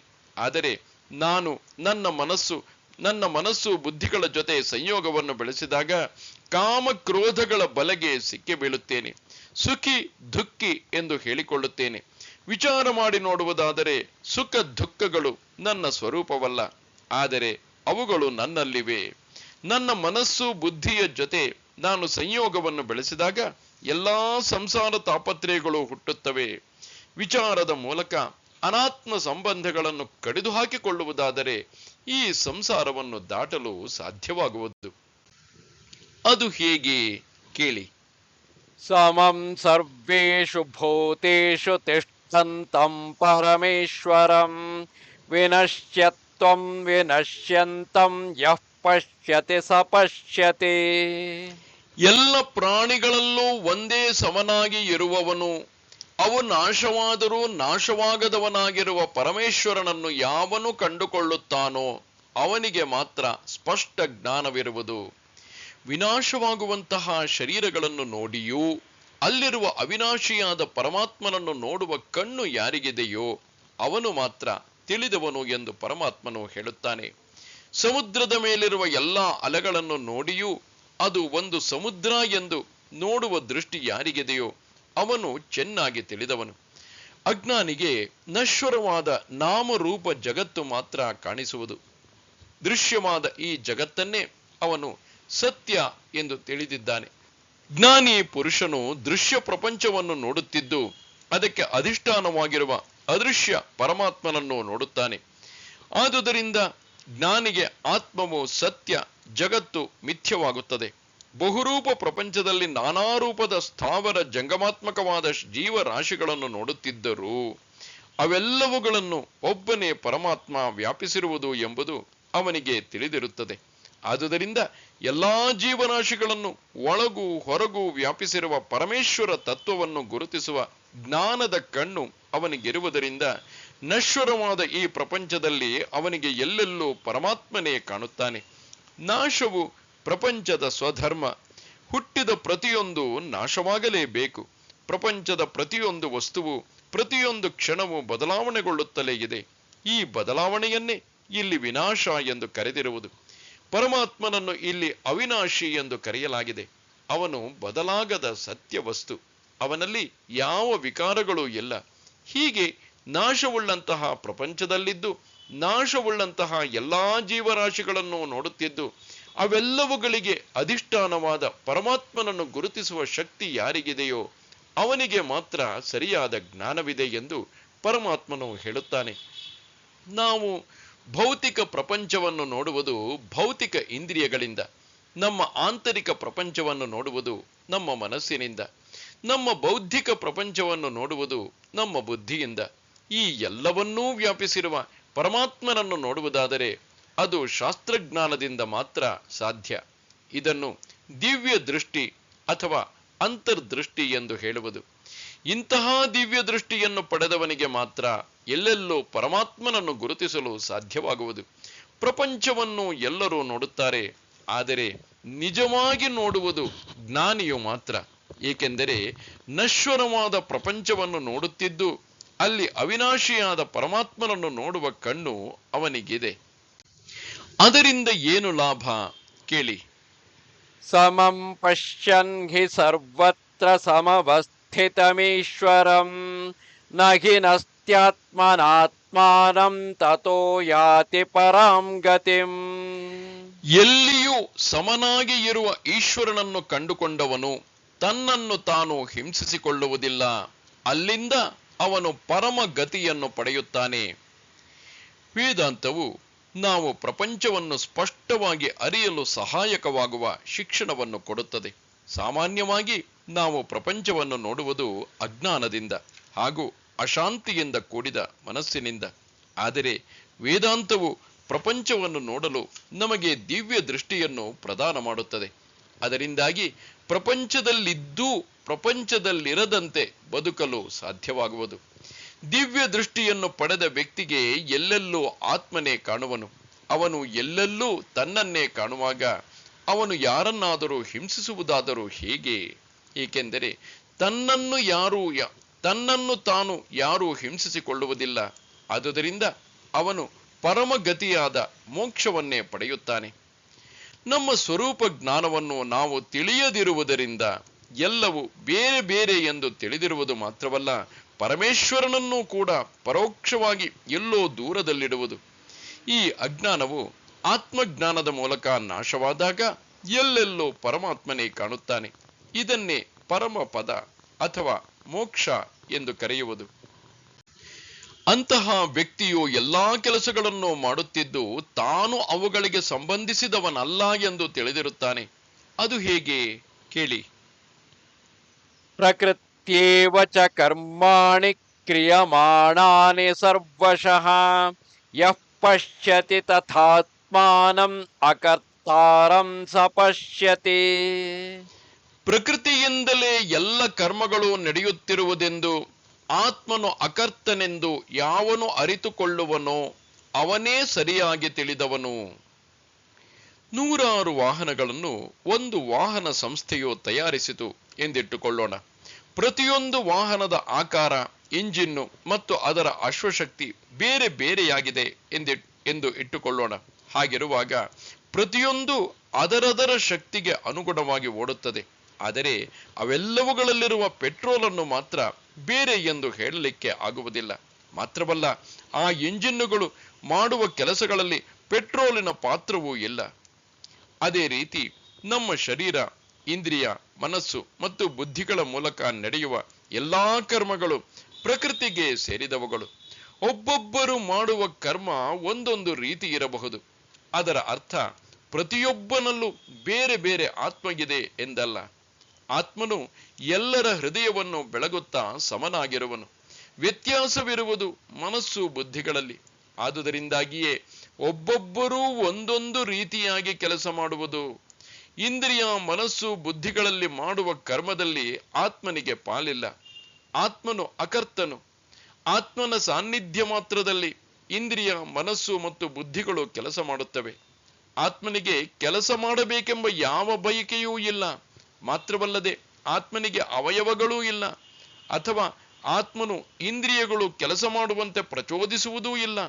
ಆದುದರಿಂದ ಆತ್ಮನನ್ನು ಇಲ್ಲಿ ಅಕರ್ತ ಎಂದು ಹೇಳಿರುವುದು. ಹೀಗೆ ಯಾವ ವ್ಯಕ್ತಿಯು ತನ್ನ ಶರೀರೇಂದ್ರಿಯಗಳ ಮೂಲಕ ಕೆಲಸ ಮಾಡುತ್ತಿದ್ದು ತಾನು ಮಾಡುವ ಎಲ್ಲಾ ಕೆಲಸಗಳು ಪ್ರಕೃತಿಗೆ ಸೇರಿದವುಗಳೆಂದು ತಾನು ಅಕರ್ತನೆಂದು ತಿಳಿಯುತ್ತಾನೋ ಅಂಥವನೇ ನಿಜವಾದ ತಿಳುವಳಿಕೆಯುಳ್ಳವನು ಎಂದು ಇಲ್ಲಿ ಪರಮಾತ್ಮನು ಹೇಳುತ್ತಾನೆ. ಅಂತಹ ವ್ಯಕ್ತಿಯ ವಿಶೇಷ ಅನುಭವವೇನು ಕೇಳಿ. ಯದಾ ಭೂತ ಪೃಥಗ್ ಭಾವಂ ಏಕಸ್ಥಮನುಪಶ್ಯತೆ ತತ ಏವ ಚ ವಿಸ್ತಾರಂ ಬ್ರಹ್ಮ ಸಂಪದ್ಯತೆ ತದಾ. ಯಾವಾಗ ಬೇರೆ ಬೇರೆ ಪ್ರಾಣಿಗಳೆಲ್ಲವೂ ಒಬ್ಬನೇ ಪರಮಾತ್ಮನಲ್ಲಿ ಇರುವವೆಂದು ತಿಳಿದುಕೊಳ್ಳುವನೋ ಆಗ ಅವನು ಬ್ರಹ್ಮವೇ ಆಗುವನು. ಅಂತಹ ವ್ಯಕ್ತಿಯು ಜ್ಞಾನಿ ಪುರುಷನು, ಬ್ರಹ್ಮವೇತ್ತನು, ಬ್ರಹ್ಮವೇ ಆಗುತ್ತಾನೆ ಎಂದು ಇಲ್ಲಿ ಪರಮಾತ್ಮನು ಹೇಳುತ್ತಾನೆ. ಪ್ರಕೃತಿಯನ್ನು ಚೇತನಗೊಳಿಸುವುದು ಪರಮಾತ್ಮ ಎಂದು ಹೇಳಿದ ಮೇಲೆ ಬಹುರೂಪ ಪ್ರಪಂಚದಲ್ಲಿ ಎಲ್ಲೆಲ್ಲೂ ಪರಮಾತ್ಮನೇ ಇರುವನೆಂದು ಸಿದ್ಧವಾಯಿತು. ಆಗ ಎಲ್ಲ ಜೀವರಾಶಿಗಳು ಪರಮಾತ್ಮನಲ್ಲೇ ಇರುವುದು ಎಂಬುದು ಸ್ಪಷ್ಟವಾಗಿ ಕಾಣುವುದು. ತಿಳುವಳಿಕೆ ಉಳ್ಳಂತಹ ವ್ಯಕ್ತಿಯು ಸಮುದ್ರವನ್ನು ನೋಡಿದಾಗ ಅನೇಕ ಅಲೆಗಳು ಕಂಡುಬಂದರೂ ಅವನು ಮಾತ್ರ ಸಮುದ್ರವನ್ನೇ ವೀಕ್ಷಿಸುತ್ತಾನೆ. ಬೇರೆ ಬೇರೆಯಾಗಿ ಕಾಣುವ ಎಲ್ಲಾ ಅಲೆಗಳು ಸಮುದ್ರದಲ್ಲಿಯೇ ಇವೆ ಎಂದು ಅವನಿಗೆ ಗೊತ್ತು. ಅದೇ ರೀತಿ ಪ್ರಪಂಚದಲ್ಲಿ ಕಾಣುವ ಎಲ್ಲಾ ಜೀವರಾಶಿಗಳು ಪರಮಾತ್ಮನೊಬ್ಬನನ್ನೇ ಆಶ್ರಯಿಸಿರುವುದು ಎಂಬುದನ್ನು ತಿಳಿದಂತಹ ಸಾಧಕನಲ್ಲಿ ಅಹಂಕಾರಕ್ಕೆ ಅಸ್ತಿತ್ವವೇ ಇಲ್ಲ. ಅವನು ಬ್ರಹ್ಮವೇ ಆಗುವನು. ಅವನಿಗೆ ಎಲ್ಲವೂ ಬ್ರಹ್ಮಮಯವಾಗಿಯೇ ಕಾಣುವುದು. ಬ್ರಹ್ಮನಿಗೆ ಮಾತ್ರ ಬ್ರಹ್ಮನನ್ನು ತಿಳಿಯಲು ಸಾಧ್ಯ, ಅಥವಾ ಬ್ರಹ್ಮನೇ ಬ್ರಹ್ಮವಾಗುವುದು. ಇಲ್ಲಿ ಇನ್ನೊಂದು ಯಾವುದಕ್ಕೂ ಅಸ್ತಿತ್ವವೇ ಇಲ್ಲ. ಇದು ನಿಜವಾದ ಜ್ಞಾನ. ಅಂತಹ ಜ್ಞಾನವನ್ನು ಪಡೆದ ಸಾಧಕನು ತನ್ನ ಶರೀರ, ಮನಸ್ಸು, ಬುದ್ಧಿಗಳನ್ನು ದಾಟಿ ಬ್ರಹ್ಮನಲ್ಲೇ ಪ್ರತಿಷ್ಠಿತನಾಗಿರುತ್ತಾನೆ. ಇನ್ನು ಆತ್ಮನಿಗೆ ಪಾಪ ಪುಣ್ಯಗಳು ಅಂಟುವುದಿಲ್ಲವೇ ಎಂದು ಯಾರಿಗಾದರೂ ಸಂಶಯ ಬರಬಹುದು. ಇದಕ್ಕೆ ಉತ್ತರ ಮುಂದಿನ ಶ್ಲೋಕದಲ್ಲಿದೆ. ಅನಾದಿತ್ವಾನ್ ನಿರ್ಗುಣತ್ವಾತ್ ಪರಮಾತ್ಮಾಯಮವ್ಯಯಃ ಶರೀರಸ್ಥೋಪಿ ಕೌಂತೇಯ ನ ಕರೋತಿ ನ ಲಿಪ್ಯತೆ. ಹೇ ಕೌಂತೇಯ, ಪರಮಾತ್ಮನು ಅನಾದಿಯು, ನಿರ್ಗುಣನು ಮತ್ತು ನಾಶರಹಿತನು. ಈ ಶರೀರದಲ್ಲಿದ್ದರೂ ಅವನು ಏನನ್ನೂ ಮಾಡುವುದೂ ಇಲ್ಲ. ಆದುದರಿಂದ ಅವನಿಗೆ ಕರ್ಮ ಲೇಪವೂ ಇಲ್ಲ. ಆತ್ಮನು ಪ್ರಕೃತಿಯನ್ನು ಚೇತನಗೊಳಿಸುವುದಾದರೂ ಆತ್ಮನಿಗೆ ಪ್ರಕೃತಿಯು ಮಾಡುವ ಕರ್ಮಗಳಲ್ಲಿ ಪಾಲಿಲ್ಲ. ಏಕೆಂದರೆ ಆತ್ಮನು ನಿರ್ಗುಣನು. ಸಾಮಾನ್ಯವಾಗಿ ವೇದಾಂತದ ಆರಂಭದ ಸಾಧಕರಿಗೆ ಇದು ಅರ್ಥವಾಗುವುದೇ ಇಲ್ಲ. ಉಪನಿಷತ್ತಿನಲ್ಲಿ ಇದೇ ವಿಷಯವನ್ನು ಬೇರೆ ಬೇರೆ ದೃಷ್ಟಾಂತಗಳ ಮೂಲಕ ವಿವರಿಸಿದೆ. ಆತ್ಮನಿಗೆ ಕರ್ಮಗಳನ್ನು ಮಾಡುವ ಮೂಲಕ ಏನನ್ನು ಗಳಿಸಬೇಕಿಲ್ಲವೆಂದು, ಆತ್ಮನು ನಿತ್ಯ ತೃಪ್ತ ಸ್ವಭಾವದವನೆಂದು ಅಲ್ಲಿ ಹೇಳಿದೆ. ಅದೇ ತತ್ವವನ್ನು ಇಲ್ಲಿ ಪರಮಾತ್ಮನು ಪುನರುಚ್ಚರಿಸುತ್ತಿದ್ದಾನೆ. ಪ್ರಕೃತಿಯು ಮಾಡುವ ಕೆಲಸಗಳಿಂದ ಪರಮಾತ್ಮನಿಗೆ ಯಾವ ಲೇಪವೂ ಇಲ್ಲ.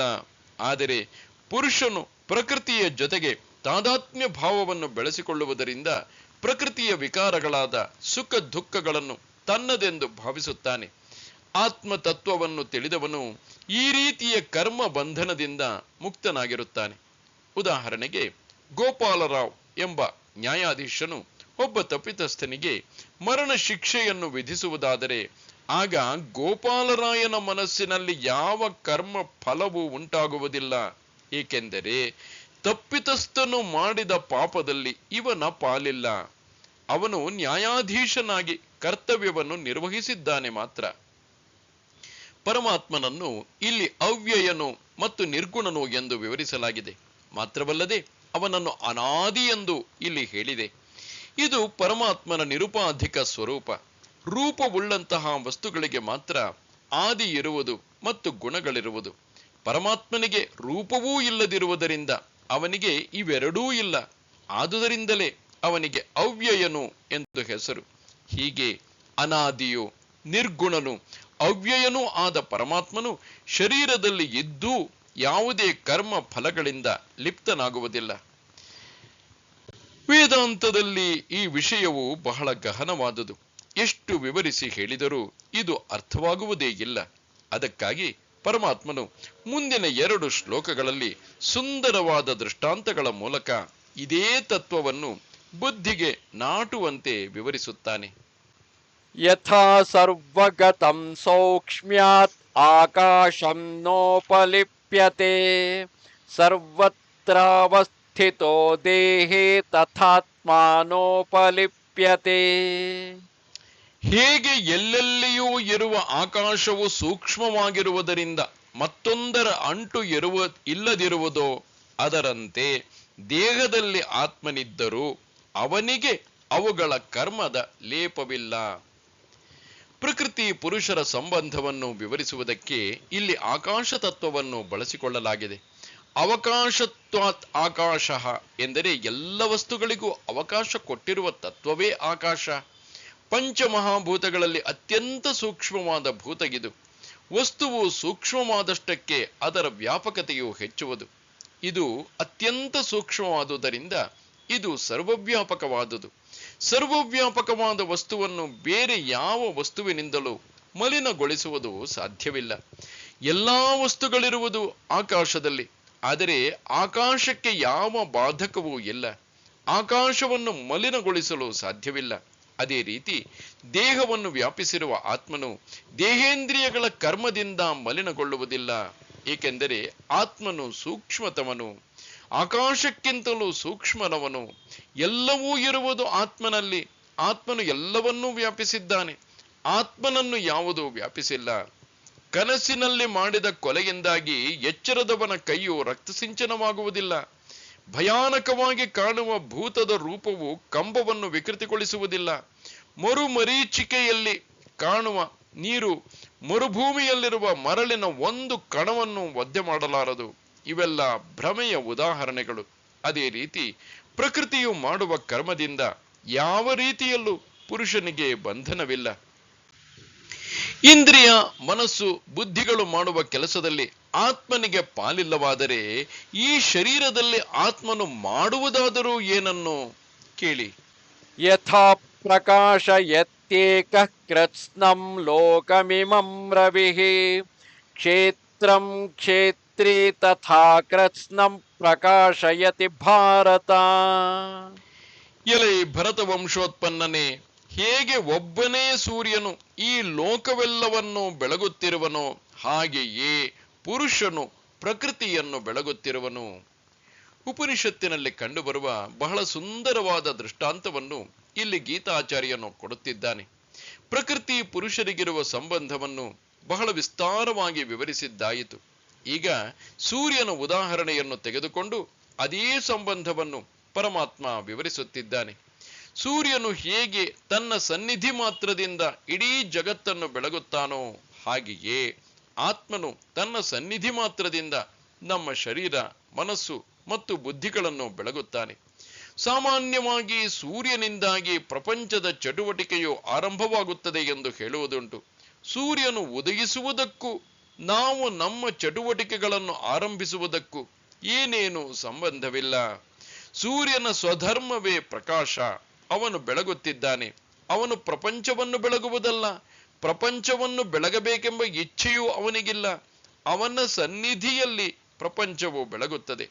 ಅದೇ ರೀತಿ ಆತ್ಮನ ಸನ್ನಿಧಿಯಲ್ಲಿ ನಮ್ಮ ಮನಸ್ಸು, ಬುದ್ಧಿಗಳು ಬೆಳಗುತ್ತವೆ. ಈಗ ಅಧ್ಯಾಯವನ್ನು ಕೊನೆಗೊಳಿಸುತ್ತಾ ಪರಮಾತ್ಮನು ಹೇಳುತ್ತಾನೆ, ಕ್ಷೇತ್ರ ಕ್ಷೇತ್ರಜ್ಞಯೋರೇವಂ ಅಂತರಂ ಜ್ಞಾನಚಕ್ಷುಷಾ ಭೂತ ಪ್ರಕೃತಿ ಮೋಕ್ಷಂಚ ಯೇ ವಿದುರ್ಯಾಂತಿ ತೇ ಪರಂ. ಹೀಗೆ ತಿಳಿವುಗಣ್ಣಿಂದ ಕ್ಷೇತ್ರ ಕ್ಷೇತ್ರಜ್ಞರ ಪರಸ್ಪರ ವೈಲಕ್ಷಣ್ಯವನ್ನು, ಭೂತಗಳ ಪ್ರಕೃತಿಯಿಂದ ಬಿಡುಗಡೆಯಾಗುವ ಕ್ರಮವನ್ನು ಯಾರು ತಿಳಿದುಕೊಳ್ಳುತ್ತಾರೋ ಅವರು ಪರಮ ಪದವಿಯನ್ನು ಹೊಂದುವರು. ಪ್ರಕೃತಿ ಪುರುಷರ ಬಗೆಗಿನ ಜ್ಞಾನವನ್ನು ಯಾವನು ಸ್ಪಷ್ಟವಾಗಿ ತಿಳಿಯುತ್ತಾನೋ ಅವನು ಕೃತಕೃತ್ಯನಾಗುತ್ತಾನೆ ಎಂದು ಇಲ್ಲಿ ಪರಮಾತ್ಮನೇ ಹೇಳುತ್ತಾನೆ. ಈ ಜ್ಞಾನವನ್ನು ಗಳಿಸಬೇಕಾದರೆ ಅಂತಃಕರಣದ ಶುದ್ಧತೆ ಅತ್ಯಗತ್ಯ. ಶುದ್ಧಾಂತಃಕರಣನಿಗೆ ಮಾತ್ರ ಆತ್ಮ ಅನಾತ್ಮ ವಿವೇಚನೆಯನ್ನು ಮತ್ತು ಆತ್ಮಜ್ಞಾನವನ್ನು ಗಳಿಸಲು ಸಾಧ್ಯವಾಗುವುದು. ಅದಕ್ಕಾಗಿ ಅವನು ಅಮಾನಿತ್ವಾದಿ ಗುಣಗಳನ್ನು ಅಭ್ಯಸಿಸಬೇಕಾಗುವುದು. ಹೀಗೆ ಅಮಾನಿತ್ವಾದಿ ಗುಣಗಳನ್ನು ಪೂರ್ಣ ರೀತಿಯಲ್ಲಿ ಬೆಳೆಸಿಕೊಂಡು ಚಿತ್ತಶುದ್ಧಿಯನ್ನು ಪಡೆದು ಗುರುವನ್ನು ಆಶ್ರಯಿಸಿಕೊಂಡು ಕ್ಷೇತ್ರ ಕ್ಷೇತ್ರಜ್ಞರ ಬಗೆಗಿನ ಸಮ್ಯ ಜ್ಞಾನವನ್ನು ತಿಳಿಯುವ ಮೂಲಕ ಎಲ್ಲಾ ಜೀವರಾಶಿಗಳ ಸಂಸಾರಕ್ಕೆ ಕಾರಣವಾದ ಅವಿದ್ಯೆಯನ್ನು ಯಾವನು ಕಳೆದುಕೊಳ್ಳುತ್ತಾನೋ ಅಂಥವನು ಪರಮ ಪದವನ್ನು ಪಡೆಯುತ್ತಾನೆ ಎಂದು ಪರಮಾತ್ಮನೇ ಹೇಳಿದ್ದಾನೆ. ಓಂ ತತ್ಸದಿತಿ ಶ್ರೀಮದ್ಭಗವದ್ಗೀತಾಸು ಉಪನಿಷತ್ಸು ಬ್ರಹ್ಮವಿದ್ಯಾಯಾಂ ಯೋಗಶಾಸ್ತ್ರೇ ಶ್ರೀಕೃಷ್ಣಾರ್ಜುನ ಸಂವಾದೆ ಕ್ಷೇತ್ರಜ್ಞ ವಿಭಾಗಯೋಗೋ ನಾಮ ತ್ರಯೋದಶೋಧ್ಯಾಯಃ. ಇಲ್ಲಿಗೆ ಬ್ರಹ್ಮವಿದ್ಯೆಯನ್ನು ಯೋಗಶಾಸ್ತ್ರವನ್ನು ಒಳಗೊಂಡ ಶ್ರೀ ಕೃಷ್ಣಾರ್ಜುನರ ಸಂವಾದ ರೂಪದಲ್ಲಿರುವ ಉಪನಿಷತ್ತೆಂಬ ಶ್ರೀಮದ್ ಭಗವದ್ಗೀತೆಯಲ್ಲಿ ಕ್ಷೇತ್ರಜ್ಞ ಯೋಗವೆಂಬ 13ನೇ ಅಧ್ಯಾಯವು ಮುಗಿದುದು. ನಮಸ್ತೆ ಶಾರದೆ ದೇವಿ ಕಾಶ್ಮೀರ ಪುರವಾಸಿನಿ ತ್ವಾಮಹಂ ಪ್ರಾರ್ಥಯೇ ನಿತ್ಯಂ ವಿದ್ಯಾದಾನಂಚ ದೇಹಿಮೆ. ನಮಸ್ಕಾರ.